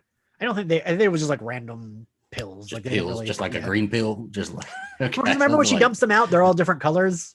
Yeah, I think we're having a conversation now where like a lot of people's lives have been ruined from like being locked up over drugs and stuff like that, or like, you know, things that could have probably been misdemeanors and like they've spent 20 years in jail, you know. Right. So it's like kind of that was a good, see, that's something that was good, that was kind of like put into this movie, that wasn't like shoehorned in, or like didn't feel like they were on any sort of soapbox, but it still felt like they were making a point by putting it in there. Right. Well, for me, that's like just modernizing it, right? Just like modernizing a slasher movie where it's like, yeah, look, like she can be a good character and okay, she sells drugs, but like she even kept saying like, I'm doing this one, get the fuck out of this town. Like, all right. And I do like that we're kind of moving in a way to characters that are not just like, you know, the good girl, the bad girl, like the jock, the stuff like that. Like all of these characters are more gray than anything, and they all have like a little bit of everything. Because even Simon is like, you wouldn't expect him to be hanging out with the football team, but like he's like, you know, this cool kid that everybody likes and stuff like that. So like in like an 80s horror film, he would be smoking weed and like, get killed in the middle of the movie. Get killed while smoking weed. Yeah. Yes. There would be something involving a joint shoved down his throat and like his last breath is like weed. Like that. And Tony just made a really good point in the comments. Like, how are they even framing Simon and Kate for the murder when Kate's whole head was shredded? Like, and, she fell into the shredder wearing an X on her shirt. Like, there's nothing that says target more than that. And also, Zachary, if I ever die because we're saving Alistair, do not blame me for the deaths. There's a lot I wouldn't do in this situation. I wouldn't blame you for the deaths. I wouldn't shove 20 EpiPens into Alistair. And like it's just I had to do an EpiPen on somebody one time. It was pretty fucking traumatic. She was having like a peanut allergy outside of a CVS at 4 a.m. when we were all shit-faced drunk. I didn't know how to use an EpiPen. I just like stabbed it wherever I could. It saved her, but yeah. I've had to use an EpiPen on someone before. It was scary. So flashbacks. But like, there would have been, even though it's 94, there still would be fucking cameras in that supermarket, right? Gosh, I forget it's 94. I keep forgetting because they even dress like that nowadays, so you can't even really tell it was really 94. But they got old phones, I guess. Because of the neon lights, Zach. Yeah, I will say, 94. Everyone on Twitter kept being like, which this I found very annoying. Like, oh, actually, that song came out in 95 or 96. It's like, all right, like. Right though, like truly, who cares at that point? I get it. I was alive and a teen during that. I don't fucking remember what exact year those songs came out. Yeah, Michael Kennedy, who wrote Freaky, we really liked Freaky, was pairing it with, he was like creating this little, not a trilogy, but like a trilogy of movies that you could watch. So he was doing Freaky, this movie, and something else. Scream. I'll have to look and see. Was it Scream? Yeah, it was Scream, Freaky, Fear Street, or Scream, Freaky. Yeah. Scream, Fear Street, Freaky, yeah. Hey, listen, I don't blame him, but if there's something Michael Kennedy's going to do is promote Freaky. Listen, that's like me if with I Fest. wrote a movie, it'd be everywhere. I'd be connecting it to everything. Also, Freaky is a very good movie, so go watch it. Yeah, okay. I'm gonna kind of wrap up. All right. I don't know what else to say. I keep coming up with bullshit, and I feel like I'm sounding stupid. You never sound stupid, my love. You do not sound stupid. Always. I'm the dumb jock who's not even a jock. Just the dumb one. The dunce who doesn't have any reason for being dumb and just dies because he's dumb. Stop speaking ill of my friends. I mean, you would die, but yeah, it's okay. But you know what? If I made it to the end, I would be in pastels. I'd be so mad if that fucking cowboy hat was suddenly like pastel blue. God, we should wear pastels in one episode one day. Let's do it. I want to see you in pastels. Ugh. I don't think I own a single thing that's like. I have like 4 white t-shirts and I never wear them. Mm-hmm. I think I wore a gray t-shirt once over Zoom with you and Alistair, and I was like, "Don't you guys notice I'm not wearing black?" The most pastel-y thing I've ever seen you in. Somebody said Simon. Tony said 2 things. I'm gonna read both of them. When I see 1994, I assume it's the cast's birth year and that it's present day because cast still feels modern AF. Agreed. Simon wasn't the brightest the moment they all found out about Dina's blood. I would have cannot see. My contacts are like fogging up. You want me to read it? Yes. Would have what? Yeeted my whole outfit. Okay, there we go. Yeah, you have to read Alejandro's because I can't see. Okay, Alejandro says, will Halloween Kills be the end or continue? What? It'll be the 4th in the Fear Street Saga. Pastels are not back in, and if they are, I rebuke them because I send you so much pastel shit. Oh, I hate them. It means you're good. It means you're pure, Ian. Pure. I am neither of those things. Although after last year and a half, I'm kind of pure just by. You should be in pastels now. I'm gonna get my nun habit. A yellow pastel, not even a purple. Let's go brighter. I have like. I'm looking at I have like that one shirt that's black with the like neon yellow collar and like the purple sleeves are a little pastel-y. But that's about it. That's all he's got. Steven said, y'all are going to get on the next stream in full Vineyard Vines frat boy chic. God, I have frat boy clothes, and I will wear them all. I'll wear them. I have all of my stages of. I'm a hoarder, so I have all of my stages of clothes from the years. My John Deere and Realtree, my frat boy, boat shorts and boat shoes, and my skater gear from Suncoast. So no, PacSun. Oh, I was like Suncoast. No, PacSun. Of everything. So Oh, give me a theme, Ian, and we'll go with it. Oh, I'm pushing up my glasses, Zachary. Mm-hmm. You think PacSun is skater? I sure as hell did at the time. I learned how to do an ollie, and I went straight to PacSun. Oh my god, I could never do an ollie. I was pretty good on the skateboard. I realized there was a talent I had, but I was not cool enough to hang out with the skater kids. I would hang out with them, but be the one watching while like drinking a soda. I had my normal friends, but I was the one who could skate in there. So I was like, I'm the skater kid of our group. When I was younger, at like some of my first jobs, like and younger kids would come in, like instead of thinking I was gay, they would always be like, "Oh, you skate, don't you?" Like they would mistake. I could see it though. I could see it. There you go. Like, no, just did I ever tell you I tried to have a Jersey accent? It was when Jersey Shore was out, and I tried to like change everything about myself to be. It was a big face. Then I like changed my whole way of speaking. I tried to, and obviously I can't get rid of this. So it was like, it would be like a hybrid of like New Jersey and whatever the fuck this is that I speak now. Whatever the fuck this is. It sounded really fucking bad. And I would wear like white V-necks, and I was like trying to slowly ease into like wearing jewelry, and it was a phase, Ian. It was a time. Okay, that I want to see that, Zach. I probably have videos and pictures, but I talk, but I was like, I have to like ease into it. So I'd be like, I don't know. I just had to like, I don't know. I had a very like specific way of like, nobody's going to remember that I speak like this. Everybody's going to always remember me talking like I'm from New Jersey. And my excuse was that I lived in Maryland for a little bit. That's where I got my accent. That was a lie, right? Or that's not a lie? No, I lived in Maryland for a couple years. Yeah. So it's like Mayor of Easttown accents you got going on here. Like, talk. Talking about Fifth Street, 1984. You gotta beat that beat. Did you ever watch Jersey Shore or no? Is that not you? Okay, well, I used to say Snooki, you're getting the references. But also, I will say most of them were not even from Jersey. Most of them are from Long Island. Because I used to always joke that Snooki was my bitter enemy. I even fucking learned where I would be from if I was from New Jersey, because the only place I could ever remember, I would be from Hazlitt, New Jersey, because that's where Sammy Sweetheart is from. Is the only one I could remember. So that was, I told myself when I get to college, I'm gonna tell everybody I'm from Hazlitt, New Jersey. It's wild that you like. It was because I felt like stupid. I feel stupid the way I talk. I feel like I sound stupid all the time, but Jersey didn't help either. So it's just I was like, no one like thinks Jersey accents sound nice. I don't know. It's just things get in your head sometimes. So when I moved to New York, everyone would be like, "Oh, your accent." I was like, "Oh, I didn't think I had an accent," but I do. I know I got an accent. It's just an accent. I do like. I'm trying to pick up the Mayor of Easttown one because it's all in the O, but it's like really hard to get. Okay, wait. So, did you watch Mayor of Easttown?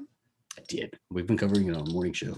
Oh, should we cancel? Should we stop this and then go to our own conversation, or should we keep this going on the live stream? Do y'all want to hear this talk? Let's just keep going. Okay, yes. It's your channel. You should. It's okay. We'll keep it going. If by now you're bored and watching the replay of it, it's on you. It's on you. Yeah, we've been covering it on the morning show. We're about to cover the last. Hi, Colin, episode. I love you. Wait, so you've been covering it, but did you already watch it or no? Yes. Yeah, we've seen it all. Okay, because I fucking loved it. I can't believe we didn't talk about this. And I don't think it's like something that would normally be up my alley, but like I loved it. 1 second. Sorry, I'm texting my mom. Oh, now everyone's telling you how great you sound, Zach. Thank you. Okay, sorry. I texted my mom because she's actually asked because she's supposed to come on and cover the finale of Mare of Easttown with us because I made her watch it too, and she was obsessed also, just like I was. Yes, it was so fucking good, wasn't it? And Evan, sorry, spoiler alert for Mare of Easttown. Let's not do spoilers because I want everybody to stay here and have a conversation with us. But like Evan Peters, Mare of Easttown. I had a crush on him. I was like, oh, this is the guy I would have a crush on, and yeah. He has crazy eyes.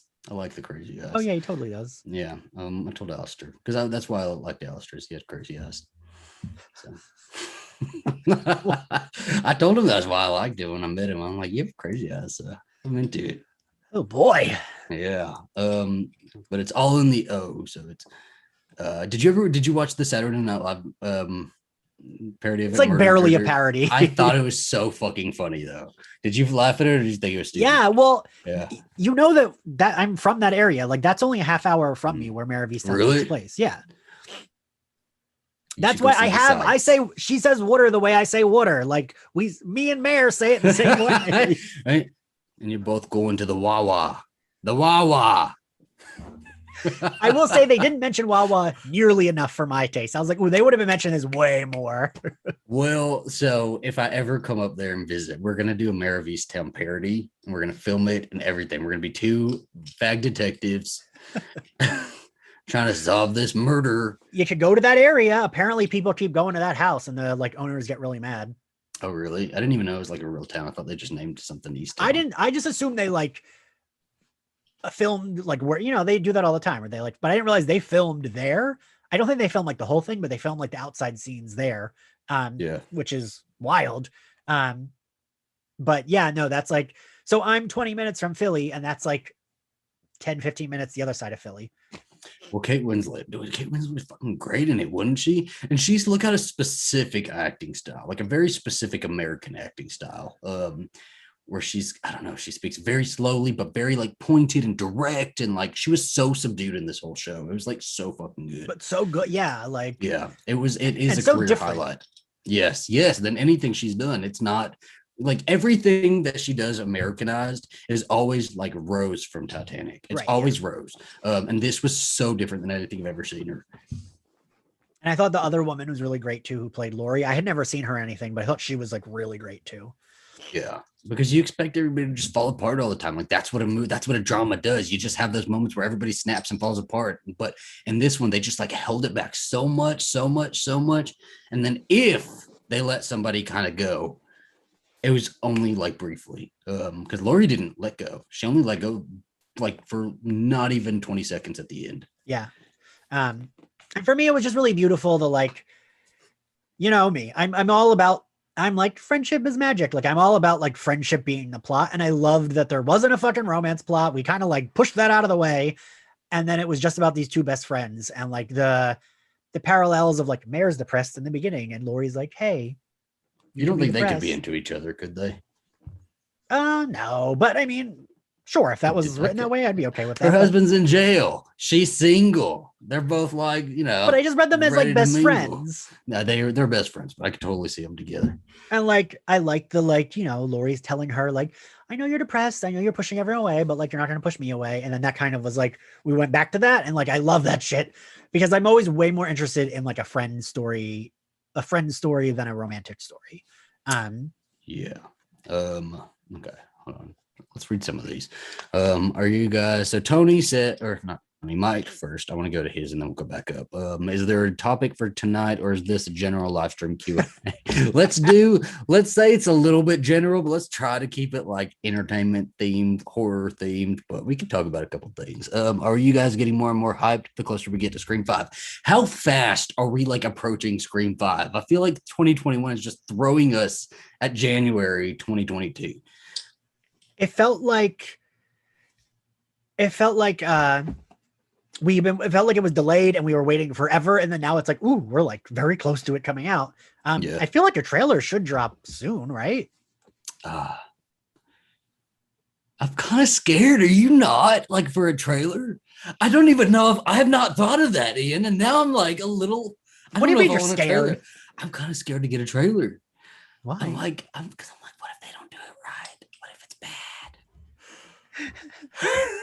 bad? Let me text people. I'm texting people. I'm anybody who watches the morning show. We're not doing it tomorrow. I was supposed to film it right after this. I don't feel like filming it now. Oh my god, we can end, baby. I don't want you guys not to. I really don't want to do it right now. But we will do it. So we are going, by the way, to my mom's tomorrow. So my mom will be on a couple episodes of the morning show with us. So this week will be jam-packed, even if it's only a 3-day week. 3-day week, why? 3 episodes of the morning show. So Wednesday, Thursday, Friday. We will be getting back to it, but I don't know. Alistair's on break, so we're kind of like, we just don't do. No, not today. I'm actually like currently stressing because my coworker bought us tickets to Black Widow, and I realized that it will go into the Loki recording, and I can't do Loki a different day. So I might have to go see Black Widow by myself, which, will really make me feel great. That's not good. We got tickets for our anniversary, so we'll be seeing it on July 11th. Oh, cute. I know, I'm super excited. But you know what was fun about the pandemic, right? Is that when you got like IMAX seats, you got to pick your seat anyway, but they would block off both seats beside you, and so we would just get like 2 seats next to each other and just block off like almost a whole row, like 4 or 5 seats. And now everything's next to each other, so this theater could be packed. God, the Midwest, Jesus Christ. The movie theaters weren't open here. They only reopened recently, and now they're doing that, where like if I buy these 2 tickets, the seats around us are blocked off. Oh, that sounds like gold. You know what? This is all we have to do in the Midwest. So like this, everybody's at the theater. But I'm super excited for fucking Black Widow, man. I think that's gonna be. I still am, even after all the delays and all the like little trailers they put out and stuff like that. I still am very stoked about it because I've been wanting to see her own movie for a long time, and I feel like it's a really good cast they put together. Well, I'm still looking forward to it, but the only reason I'm shocked is because I feel like you're not like that into Marvel. No, but I like a female fighter. I like female fighting. So if they were all like her, then I'd be all about it. Okay. All right. I feel like she'd fit in this Larry universe. So don't put Scream 5 up against Morpheus. Is Morpheus or Morbius? What are we talking about?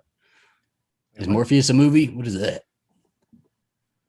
Slow as 2020 felt. That's how 2021 is going. How fast 2020? Yeah, exactly. Don't usually drop trailers 5 months before release. Both are doing release dates.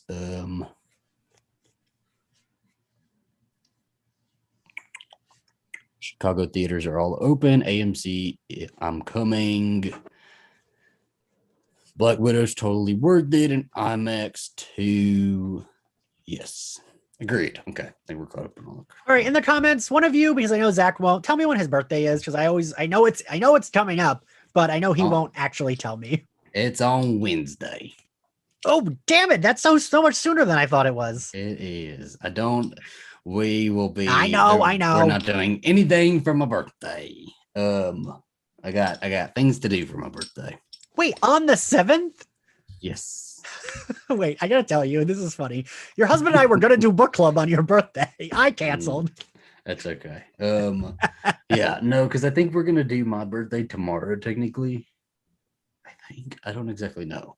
I think we're gonna go to like PF Chang's and go eat there. That's about it. Oh, nice. For you know what I like for my birthday? What I just love just for a birthday is not to have any sort of expectation or my husband waking me up or anything, and I can just sleep all day if I want to. I can get up. I can just not get dressed. I can just like sit my ass in front of the TV if I want to. Just like zero expectation of anything. That is a perfect birthday to me. That's fair. Yeah.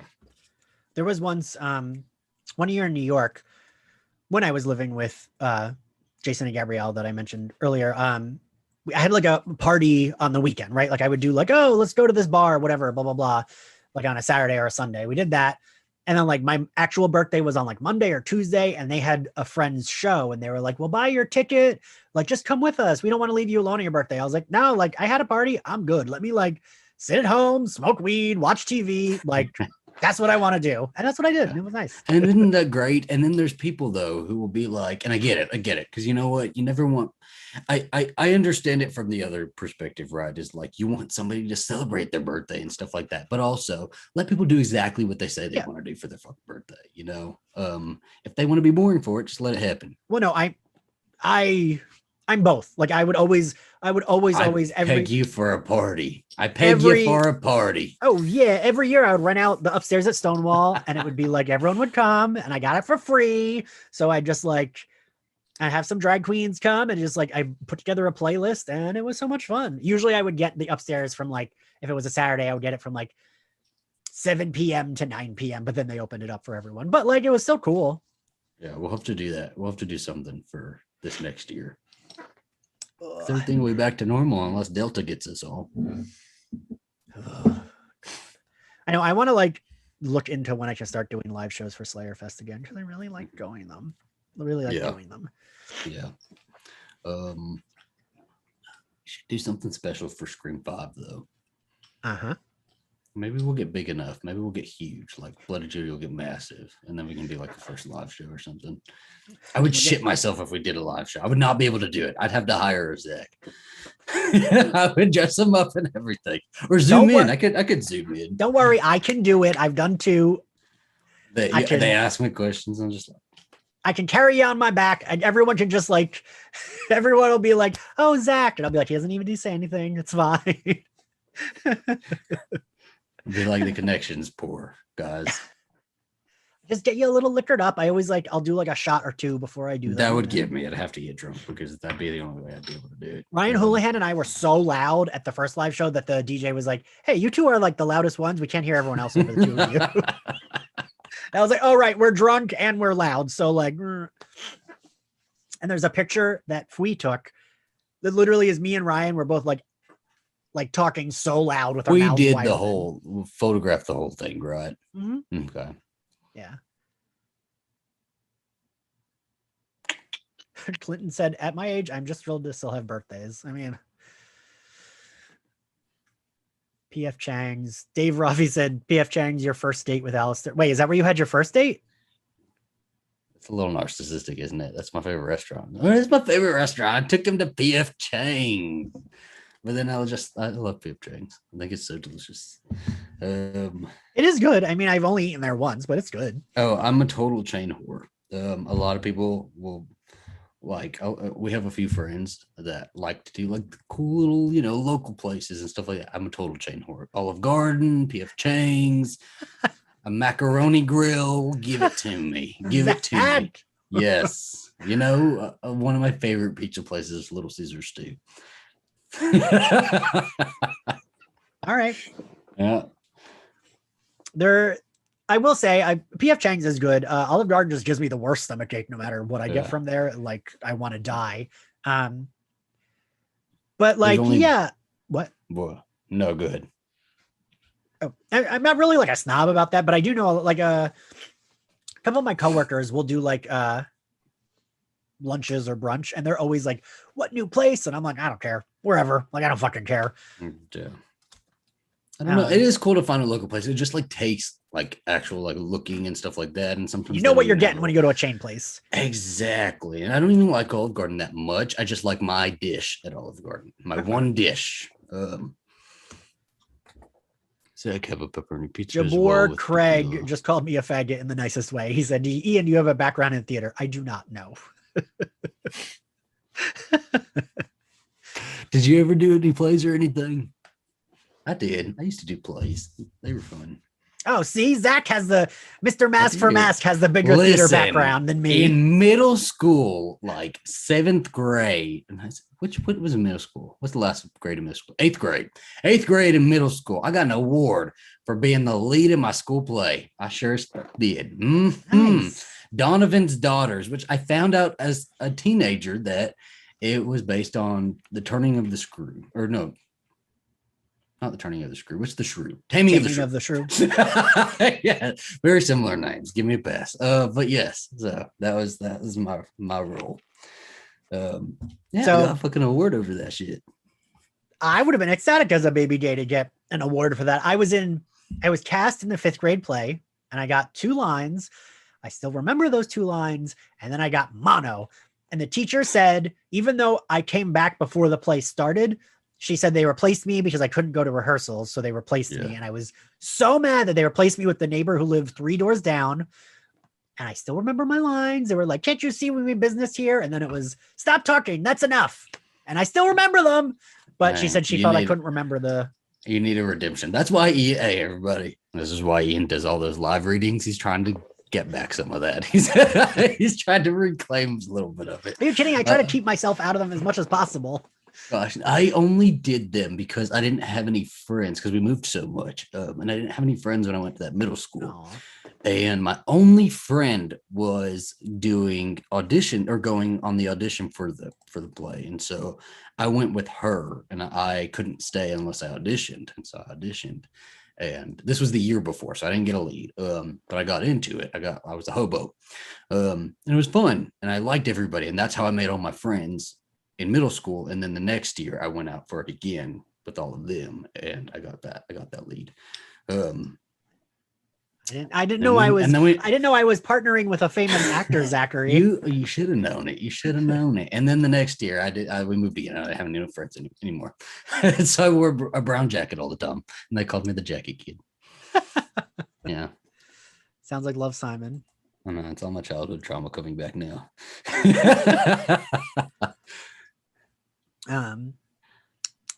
There was something I had to follow that up with, but I don't remember what it was. That's so funny because you get bashful about doing the readings too. It's because I could never do it now. Like there's a reason I didn't do it in high school, because it was like super nerve wracking, and it was a lot of work, for a middle schooler. The amount of rehearsals we had were just fucking insane. But I was so good, and I won't even lie, I was so good in that 8th grade play that there was a scene that the guys next to me who were in the scene with me forgot their lines, and I picked up everybody's fucking lines, and I ran the scene through. We got backstage, and they gave me shit for picking up their lines, but we stood on the fucking stage for like 20 seconds, and nobody was saying anything. So I just like picked us up, ran us through, and picked us, like, let us go. And Craig, I wasn't actually mad. I was just joking. Don't worry. I wasn't like mad at what? Where's that? Where's Craig? Jabor? Oh, there we go. Okay, I see it. Right. I see it. Yeah. Oh my God, Jared, that's so cute. You were the lion in Wizard of Oz. Oh, I'm like way out of the loop. Okay, hold on. I'm going up. It's at the bottom. That's what I'm looking at. Is it? Yeah. Oh, well, then I was way up. I'm going down. There we go.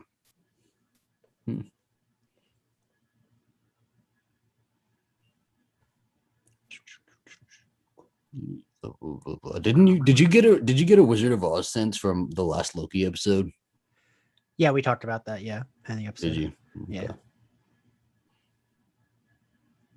Because I saw people on Twitter saying that in Doctor Who, and I felt like both of them were apt.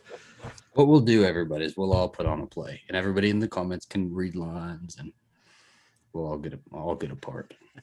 I don't even remember what the play was that I was cut out of. It was like a clown play. It was like something, but like there was like a famous, like you said, like how a lot of those plays, it's like they took a famous story but did something different. It was like some famous story but set at a circus, and everyone had to be dressed as a clown. But I don't remember what it was. We did that, and then in like 1st or 2nd grade, I was in Rumpelstiltskin, but I had to be. I didn't have a choice on that one. I can't believe I didn't know you were in plays, Zach. I was. I did a lot of acting. So I tried to change to a Jersey accent. I thought I could do it. I was like, if I commit, I can do it. I know I can. Well, when I finally get Snooki on the podcast, you'll have to co-host with that so you can compare accents. If I practiced it enough, if I listened, because I can pick up an accent fairly well. If I'm like watching something constantly, and I can like just like, I feel a lot of people are like that. If you're listening to something constantly, you can like mimic it. Yeah. So if I watch Love Island or if I watch Jersey Shore just like nonstop, I could totally get it. I could do a whole episode like this. We should do that. That would be funny. We should assign to each of us an accent. Not different accents, the same accent. We should change it up. God, I feel like I would be terrible at trying to do It'd be accent. so fun, Ian. We could do it. It would be hilarious. And we could wear pastel. That is where I draw the line. I will post my nudes on my Nudie Judy. I will do a stupid accent. You're posting ass pics on my Nudie Judy, but you draw the line at a maybe pastel yellow shirt. That is too much.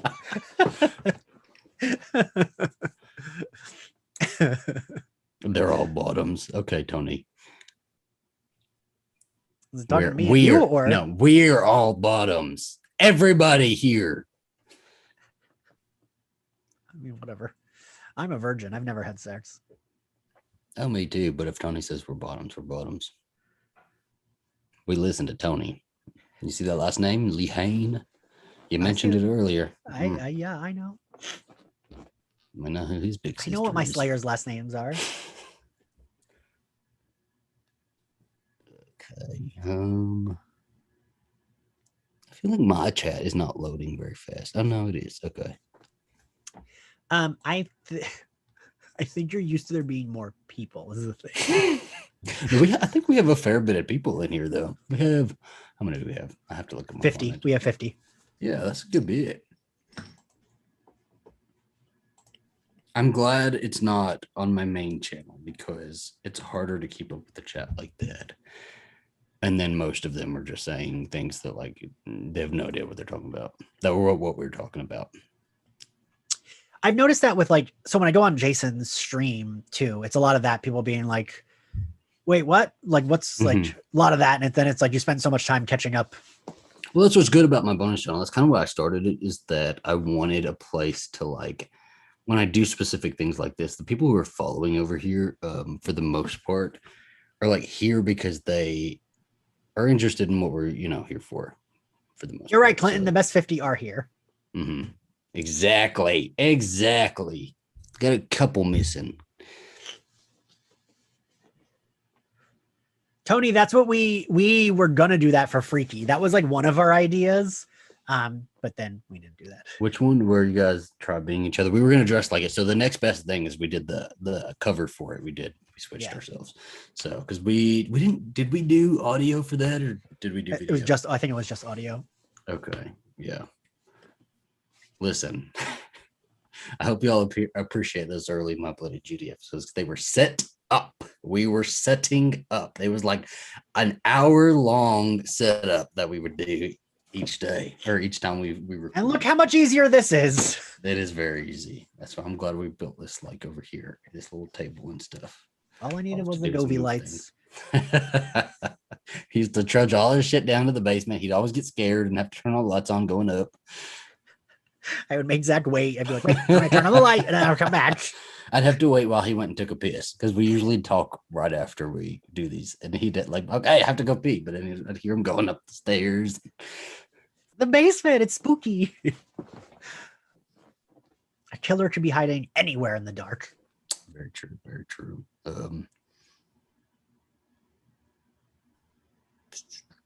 Grady Hendrix book is coming out pretty soon. It's coming out this next week, I think. Yeah, he said that. Yes. I'm so fucking excited for it. Oh, I'm so excited to read that book. I probably won't read it though. I'll listen to it. Let's be honest. Zach, I'm worried that the idea I have for my horror book is gonna someone's gonna write that before I finish writing it. Do you think so? I always get worried about that, right? It's like that somebody's gonna write your idea. I'm like, ooh, what if somebody writes what I'm thinking? Because obviously I'm not doing it. Right. Dave Rafi said, what do you guys think of the new announced Alien TV series? I hadn't even heard of it. I'm excited for it. But then they're like trying to put like, I don't know, current day real world issues into it. And I'm like, just stop. Don't overdo it. Just make an alien show. That's now you sound like Twitter, Zach. Just make an alien show. That's okay. It's okay to do that. Yeah, but sometimes when those people say like real world issues, they mean like having a gay person. I don't even remember. Well, we can have a gay person. Wasn't there a gay couple in that last one? I didn't see the last one. I heard everyone said it was bad, so I never bothered. One of my biggest, the last Alien movie. Yeah, the sequel to Prometheus. I want to say yes, but if they were not there, and they were not doing much for very often. Fair. One of my biggest like compliments to Fear Street 1994 is that they didn't really make it too like, I don't know, they didn't really make it too much of a big deal that it, you know, they had this queer couple in here. Like they weren't marketing it as like this queer couple, the first Netflix queer couple horror movie or anything like that. It was just in there, and it was a surprise to me. You know, I liked it. Yes, same. That's I actually really love that, because like I go back to like Marvel, you know, when it's like Endgame is gonna have the first gay character, and it's a fucking unnamed person played by the director, like in a support group, like that. Don't tell me that's the first gay. Like that's bullshit. It's just an extra that doesn't have a name. They're doing a Gustav show, right, for Disney Plus too, and then his like Fred's supposed to be like the first out Disney gay character or whatever. And he's supposed to be in this show. The Gustav from Beauty and the Beast, like a Gustav, like Disney Plus. The guy with the red jacket who likes Gaston. Gaston, whatever. Gaston. I don't give a fuck. I don't give a fuck. His friend is supposed to be gay, right? I think he's. I think so. Yeah. Yes, Alien show. Don't be political. It's going to shit. What year is Alien supposed to even be? Like the first one? Are we there yet, or is it like? Oh, right, because a lot of those future, like the future was like 2010. Listen, the Prometheus movies, like one of my biggest, and I love the Prometheus movies. I even have a poster right there. But one of my biggest complaints about it is that it was moving way too fast to like meet up with Alien when it should have been. There should have been a very, very generous amount of time between those. So I wonder if this is going to kind of be related to that at all. But it's also supposed to be, because you haven't read much about it, right? It's also supposed to be set on Earth, which sounds fucking horrible. It sounds awful. Don't put it on Earth. One of the cool things about Alien movies is it's not on Earth. I don't know. I mean, I think Prometheus is bad, but looks good. So I'm kind of like, whatever. I think the first two Alien movies are good, and then I think all of them are like not good after that. Even like Alien Covenant, I love Alien Covenant. It just like, I see where his hands were kind of tied. Is that studio interference, right? It's like they wanted an Alien movie, and he wanted to build up to an Alien movie and like give some kind of, I don't know, he wanted to like create some cool science fiction shit, and they should have just let him do it. Like, and it'll be some people's aliens, you know, not up everybody's, and that's okay. But they kind of made him do it all in one. Alien takes place in 2122. Oh, so we're not there yet. We're still a little bit off. You and I will be dead by then. You don't fucking know that. Don't put that on me. Don't put that on you. That's 100 years away. Putting death on me. All right. Well, maybe you will live to be 100 plus. We could still be doing my bloody Judy. You don't fucking know. It'd be like Futurama. Our heads are just in like a jar that's floating, but we're zooming like this. God, I've already decided 84 is my age. It used to be 74, but then I was like, Alistair made me feel bad, so I added 10 years. When I was like a teen, I used to say I wanted to die at 25. Did you? Isn't it weird, the glamorization of like dying young? I had that too when I was a teenager. Kurt Cobain did it for me. I was like, I'm gonna die young. I'm gonna be like so successful. I'm gonna die at like 19 or something. Is Resurrection the one with Winona Ryder? Yeah, it is, right? Is it called Resurrection? Alien Resurrection. Alien Resurrection. Yes. Yeah. I don't hate that one. It's not like great, but I don't hate it. It's a Josh Whedon's movie. It is. But didn't he only have like I don't know what it's involving. I don't think he like had the final draft. Yeah. It is, I feel like it was just a Hollywood movie, which is fine, which is why it was okay. And like, I can tolerate it, you know? Yeah. Like, not like terrible, but not like great, but like. Well, yeah. And Sigourney Weaver. So any character, I always like the character with I always like the girl character with the long hair. And so Sigourney Weaver in that one had longer hair, and I was into it. I love that that's a thing for you. Like, I don't care about it now, but I was very particular that I did not like the second Alien movie, and I would not watch it only because she had short hair. But it's not like Oh yeah, it is. Yeah, It's just right. how it was. Drew Barrymore, she went from being my favorite character in Charlie's Angels to my least favorite in the second one because she cut her hair. That is nope. Jesus. Nope. Brutal. I know, 10-year-old misogynist over here. I didn't want to say. It's okay. It's okay. If you want to cancel 10-year-old me, do it. That's fine. I want to cancel you now, Zachary. I didn't like Buffy when she cut her hair either. Well, Mm-mm. in season 2 or in season 6? Oh, which one was it shorter? It was shorter in 2 though, right? Because I think the 6 short is not great, but I think the 2 is like cute on her. I don't know. It's like down to here. It's not like short. No. Look at her action figure right now. When are you getting the other one, the season 7 one? When does he send that to you? I think he's sending it to me soon. Yeah. I'm excited for that. Zach, I appreciate that. Either if we're actually on subject or not on subject, it's the same amount of. It's okay. People are just kind of, I'm hoping everybody's like smoking a joint or something, have a little drink, just sitting with us. Just like, okay, this is fun. Somebody said it's not about the hairs. I know. I'm sorry. Have I seen the Alien 5 concept work? I've seen the one that. Who did it? Bloomberg or something? Somebody. Bloom something. Bloom did it. Bloomhouse? A guy named Bloom. I don't know. No, it was a guy named Bloom. His last name is Bloom. But it was like an Alien 5 concept work. Yeah. And I think it had like the characters from 2. And I think they were like talking about retconning 3 and 4. Should have been 4. Ian would have hated it, but I'd have been 4. Ian does not like a retcon, by the way, everybody. We're going to get into the Halloween sequels very soon. And I cannot wait to have retcon conversations about this. Retconning is lazy. You can write around it or you can't write. Either you can write around it or you can't. But it gets done, and I accept it. You know what? Scream 5, retcon 2 through 4, 2, 3, 4. Do it. I would love to see your reaction if they did that. I'd be furious. I will say I'd be a little bit more okay with like Alien doing that, only because I do think 3 is like very bad.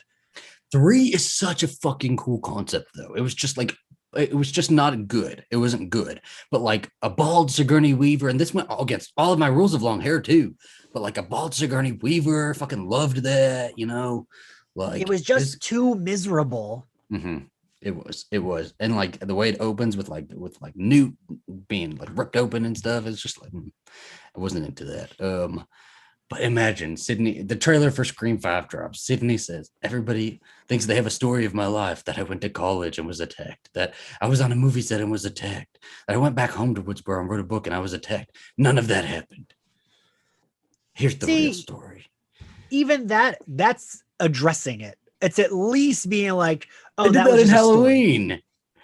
They said all of those other movies were rumors. Everybody told those stories. This is where Ian and my husband are so similar, you guys. Alistair will give anything that he likes a big pass for anything. And I feel like even if they did like all of the things you don't like and they put it in Scream 5, you'd be like, it's a Scream 5. It's okay. It's fine.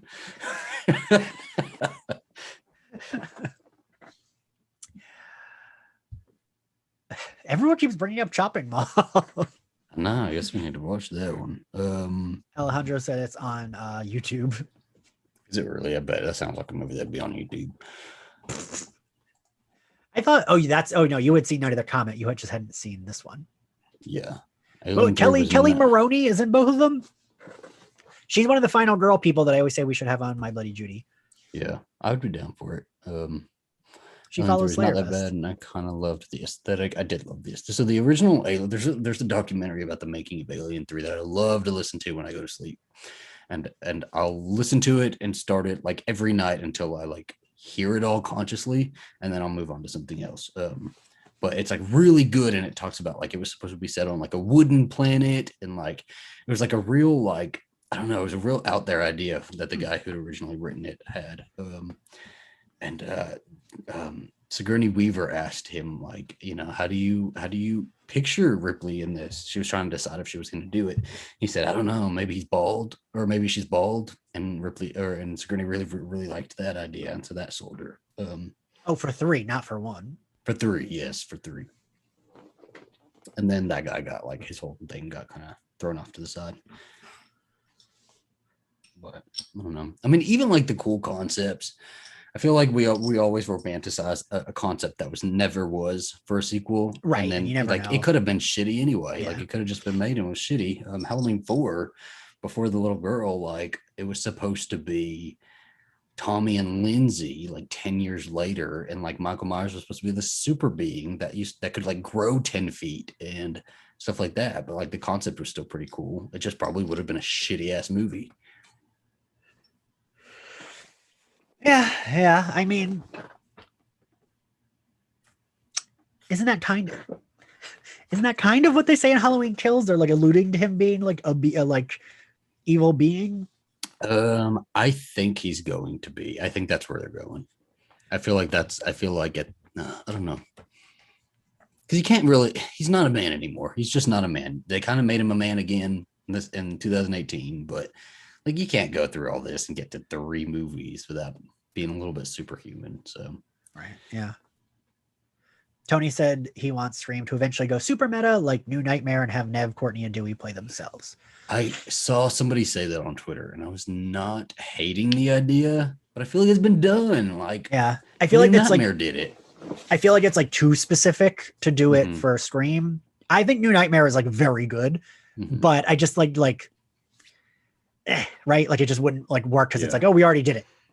I feel like it would, and you know what? Maybe they could do it really cool too. Yeah. But I don't know. I loved that, like Scream. What made Scream so great? Because Scream and Scream 3 kind of were playing off the same sort of ideas, right? It was all about the movies, and they were getting super meta with the movies, but they were doing it in 2 completely different ways, where you were seeing movies being made, and you were seeing them just like teenagers who liked movies and like could recognize tropes.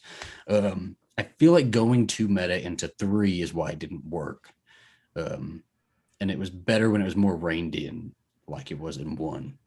I did like the movie set. I liked the idea of like a way to get her back in her high school bedroom was like, it's a set. Like I did like cool. It was they're cool moments, but like cohesively all together. Right. It was a good movie. But I mean, also because Nev Campbell like didn't want to do it, and she's only in like 20 minutes. Did she not? Yeah, I didn't know she didn't want to do it. I just thought they were like, I don't know. She was doing that ballerina movie. She wanted to do that instead of Scream. Nev Campbell, I didn't see the ballerina movie. I saw her skyscraper movie. She was really cool in that one. I saw like a part of that. She was really good. She was really good in that one. I appreciated that she got to be The Rock's girlfriend, The Rock's wife, right? It's like they're like a family. Yeah. How do y'all feel about the creation of the aliens? Do y'all prefer the AVP storyline or the Covenant storyline? Covenant for sure. I like AVP as like a popcorn flick, but I don't want it to get like too serious. I saw the first. No wait, actually, how many Alien vs Predator are there? 2? I think there's 2. Yeah. I think I've seen both of them because one of them is that the like. I want to say they're like not police officers, but like military people, right? And then you're like in Antarctica, and there's that black woman that like becomes a predator. Yes. And then the second one takes place in like a small suburban town, right? I think so. I can't ever remember which one's which, but yes. I know there's 3. Yeah, I think there's 3. I think there's another. I don't think it's an Alien versus Predator. I think it's just a Predator, the third one that just came out a couple years ago, right? And it had somebody Boyd. His last name is Boyd. But I think it was just a Predator movie. Yes. Boyd Holdbrook. Yes. How the fuck did you remember that? Who is that? He's I don't know. The Boyd name is the name that sticks out. He's very cute. He is married to Emma Roberts now. They just had a baby. I don't know if they're married. Jacob Tremblay is in this movie. He is. He's Boyd's son. Oh, and Olivia Munn and Sterling K. Brown and Keegan Michael Key. Did you ever watch it? I'm looking at the IMDb. No. I thought it was a decent movie too. It was good to watch in theaters. I will say I really liked Predators with that guy that's like, this is gonna sound, he's like ugly hot, but I think he's like real hot. He has like the like crooked nose. Adrian Brody. No, that's the guy from OC. Are you sure? No, you're right. Am I I right? think Adam Brody is. Yes, it the is guy from Adrian the Brody. OC. Okay, yeah. Okay, yeah. So I think we just. Predators is like real good. I don't know if I've seen that one. I don't. I think I remember watching the trailer when I was in high school or something like that, but I don't think I ever saw I wonder it. what you would think of it. I think you might like it. I usually I tend to like those movies even if they're shitty. As long as they have like cool fight stuff, I'll sit through it. We just watched and I realized I'd never seen Jennifer's Body all the way through. I think when I watched Jennifer's Body, me and my friends got it from Redbox, and we just like talked through the whole thing or something like that. And so I never actually like paid attention. And we just watched it the other day because we watched Fear Street 1994, and we're like, I want to watch Jennifer's Body. Didn't you watch that other Jennifer? Didn't you watch her other Megan Fox? I would say Jennifer Lawrence. We did. It was really fucking good, Ian. I do want to see so that. Good. Yes, you should. It's like $6.99 to rent, but it's well worth it. But Jennifer's Body, I didn't realize how fucking good that movie is. I'm like, so good. And I think, and it didn't do very well at its time. I don't think. I think it kind of bombed. Yeah, no. Zach, are you kidding me? You think every month Twitter is like, oh, you didn't pay Jennifer's Body the due. No one respects Jennifer's Body. It's the best movie. This is why I don't tweet shit. It's because when I have a realization, it's already been done on Twitter. It's already there. Like, in fact, I thought Jennifer's Body was underrated until Twitter, and now I think it's overrated because Twitter is like always talking about how it's the best horror movie, and I'm like, it's good. Well, it's probably not as good as what Twitter is saying, right? Yeah. It's just not there, but it's like it was like a well thought through plot. Yes. And Megan Fox is fucking good, and like, I mean, she's not. Is she an Oscar worthy actress? I mean, you decide that yourself, but like, I think she's pretty fucking like she's got the screen presence. And that new movie she's in is really good. I think my issue with that movie was that wasn't quite landing one way or the other. Like, she was really like, people make it seem like, oh, she's not the hero, and she's really terrible to Amanda Seyfried. Like, I don't consider them like romantic, and people like will. Oh, I do. I totally. No, I would consider awful to her. Amanda Seyfried was romantic. It was like a one way. It was unrequited yes. love. But even like with Megan Fox in that movie. By the way, spoilers for this whole chat. If we go into a movie, there might be a spoiler. Megan Fox in that whole movie, it felt like, the popular girl who this happens to. I forget. Does she get possessed, or is she like a demon? I forget what I think I don't remember. I couldn't figure out if she was just a demon or if there was still some of her in there and she was trying to keep a demon inside of her.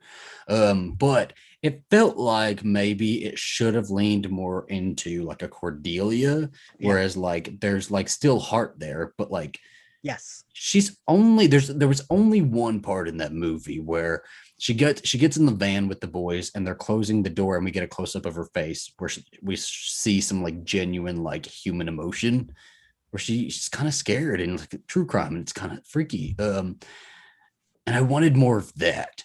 But then she's just kind of a bitch the whole time. Yes, that's like you just landed on why I don't love that movie so much because of that. Like, I don't think her character is nuanced enough. I agree. I can totally understand the critique of someone saying, okay, but in horror movies, lots of characters aren't, because they aren't. That's very true of like horror movies, right? But that's like when people are like jerking off about that movie, I always go back to that. I'm like, but I didn't like her character. Like, but then I also think, I mean, it wasn't an iconic character, like those looks and everything, all iconic, which is fine. But I mean, it could also have been made intentional like that. Like it could have been like she was, they never meant to make her any deeper. Like she was just a bitch who is when, she's a demon. She just uses emotional manipulation as just one of her tactics, So it could have just been that too. And if that's speaking of how it was, then that's how it was. Running into celebrities after watching the movie. I saw that movie. I didn't see it in theaters. I saw it like later on. Me and my roommate watched it when I was like living in New York. And it was when I was working at the Met and I was walking up to the bathroom in the hallway. Like there's like a stairwell hallway. And this guy like bumped into me and he was like, oh, excuse me. And I was like, oh, this guy's cute. Is it Adam? And then I was like, wait, where do I know him from? And I was like, I feel like I saw him die and I was like, oh, he's one of the guys she eats in Jennifer's Body, the like punch dude. That she eats. Is it? Oh, okay. What else is he fucking in? He used to be in a bunch of stuff. I think he was in Shameless and he was in Veronica Mars. Never seen Veronica Mars. They made a movie about that, didn't they? They crowdfunded a movie. They crowdfunded a movie, and then they made a new season after that. And the new season was so good until the end, and the ending made me hope they never ever touch it again. And Veronica Mars is like my third favorite show, but it was so bad the way it ended that I just don't want any more ever. Oh my goodness. But I would still watch it if they made more. Yeah, I mean, they had a few shows. Like, it's what kind of show is that? It's detective or something. Mm-hmm. Okay, because they had a few shows like that. It was one with Jennifer Love Hewitt, Ghost Whisperer, and then they had but Ghost Whisperer was bad. My mom loved. I feel like show. Those were all like in the set. I did too, though. I did too. I loved the melodrama of it. When her husband turned into somebody else, I was like, "This is crazy." Who doesn't one of the characters? Is it Aisha Tyler that gets a plane that crashes on her? I have no idea. I've never seen that show in any sort of order. It's just like TV reruns and stuff like one that. One of them, like a plane crashes on them, but I don't remember what character it is. But Veronica Mars, rude. Veronica Mars is like top tier writing of those type of shows.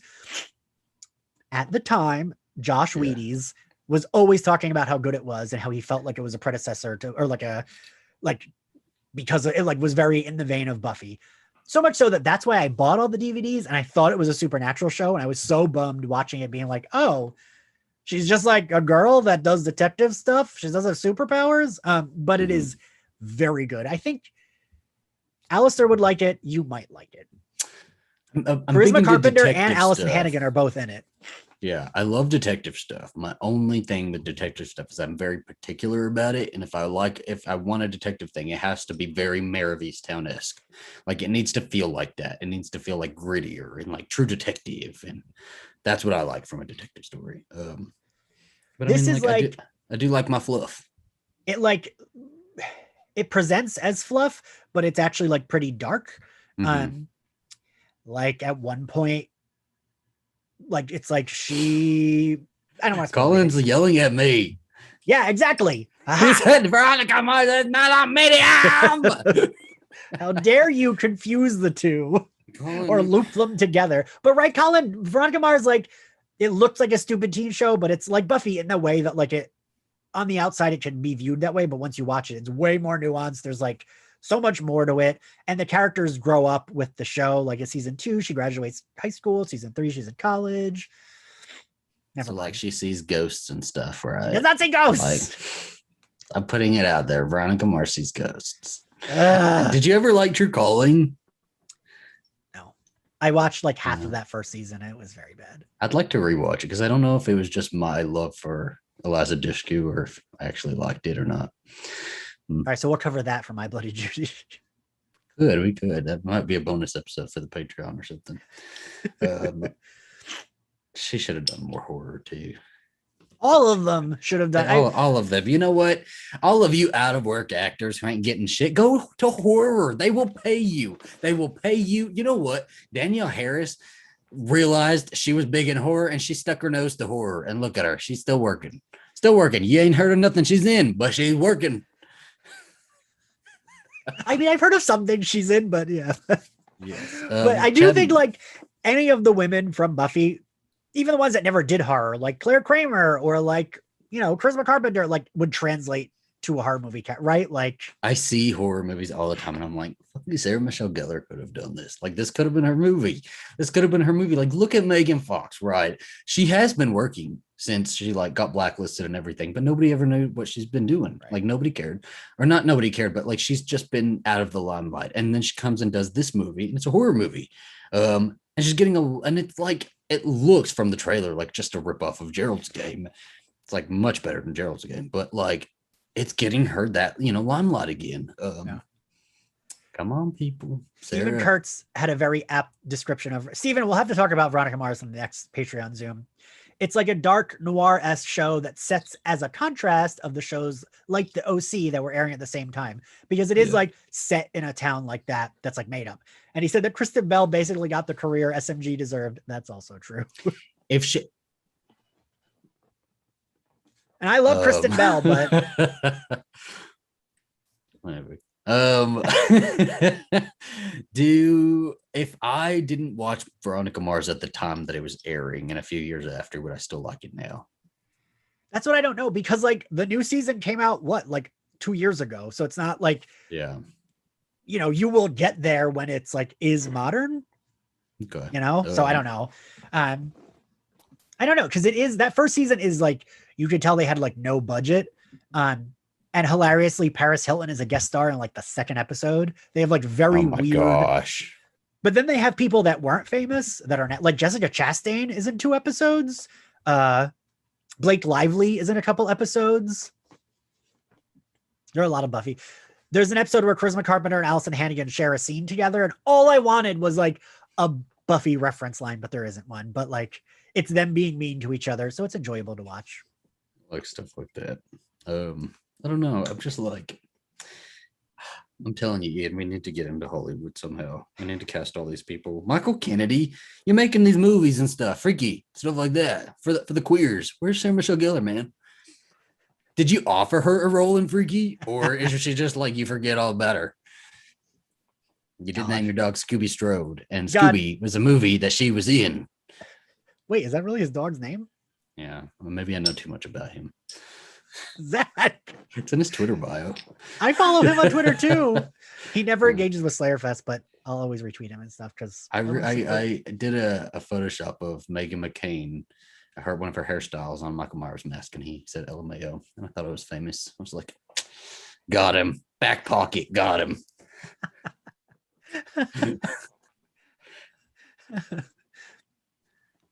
Zach, Dave, Sydney asked if you watched Scream Queens with Jamie Lee Curtis. Oh, I wanted to like it so much too. I did not like it. I thought it was way too candy coated. It was very much Ryan Murphy. Yeah, I was gonna say I don't know that it was candy coated, but it was just like 1,000 plots that all went nowhere. Which was Ryan super candy coated. It was so sugary. Like that is like the sugary kind of horror that I'm not a fan of. See, I don't know. I feel like that's what you always say my taste is, but for me, that was all bad. All Ryan Murphy is bad. You like Ryan Murphy more than I do. I do. I'm very 50-50 on Ryan Murphy. I'm either going to like it or I'm not going to like any of it. I'm never going to like it. Either I'm going to like it at the start and then hate it, or hate it. That's usually how it goes, though, with Ryan Murphy. He's usually like the concept, the trailer in the first episode, and then like... Him and Stephen Moffat, who did Doctor Who for a while, both I think of as the same way, that like they have very good ideas, but they're terrible at execution and they don't finish their stories. They're like, look, I got some notes on this cool idea. I don't know. You finish it. Like that's how they write their stories. Steven said Sarah Michelle Gellar's content with her Cascade dishwasher. That's I guess. I mean, get that check, girl. I mean, yeah. Oh my gosh. What if she was in a movie about like a killer dishwasher or something? Remember she did those, what was it, like Oil of Olay, like horror commercials? I don't know. What about like a killer chef? Call it like the Foodsters. Some horror word that it was an F. I don't know, something. Like give her her comfort zone. Let's film it at her own house. She doesn't even have to leave. Okay. I just think that she's probably someone who doesn't want to. She probably doesn't want to do horror. I think a lot of which is fair. I think a lot of, and I don't mean this like actresses, like capital A, like kind of like steer away from horror. Because like think of Jamie Lee Curtis, she didn't do it for a while, but then she went back, and like Neve Campbell and Courtney Cox, they went back to like they only do like their like popular series now, right? Like because I'm sure they get a good paycheck for that. For sure. And like remember there was that, what was it, actors interviewing actors, and Jamie Lee Curtis and Neve Campbell both talked about how they're not horror fans. Yeah, which is fair, you know. Yeah. Like I wouldn't blame her for not doing that. I'm sure she's perfectly financially comfortable that she doesn't have to do the horror if she didn't want to. But like, Sarah, come on, the fags love you. Just like placate us, please. I love you, Sarah Michelle Gellar, but you are not Justin Timberlake. You are not in the hearts of 50-year-old Midwestern moms. You're just not. You're in the hearts of the gays like us. Give us what we want. Okay.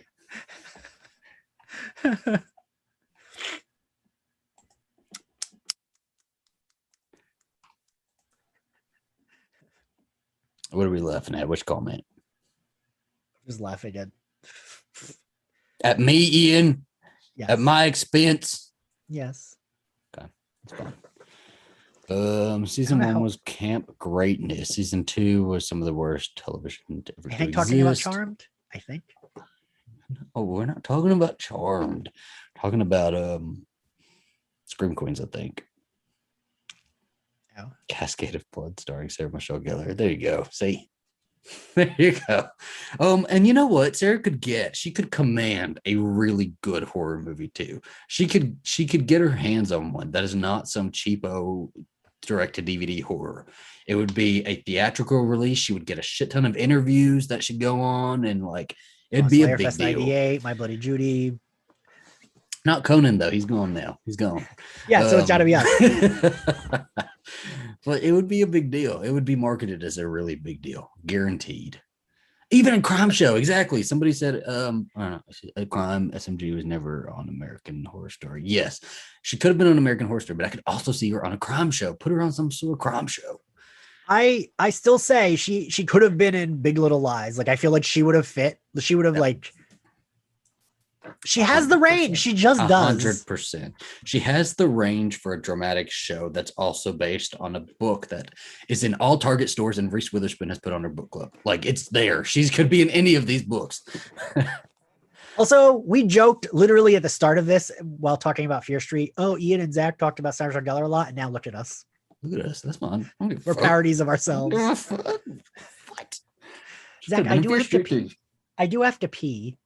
That's fine. We actually need to start wrapping up. So let's wrap up first, and then we will go ahead and hang up. There you got. I told myself 45 minutes. Not going to even look at the screen. All right. Thank you guys so much for watching. Come back next Monday, 9/8 Central for Fear Street 1978, and bring some food next time. We're hungry.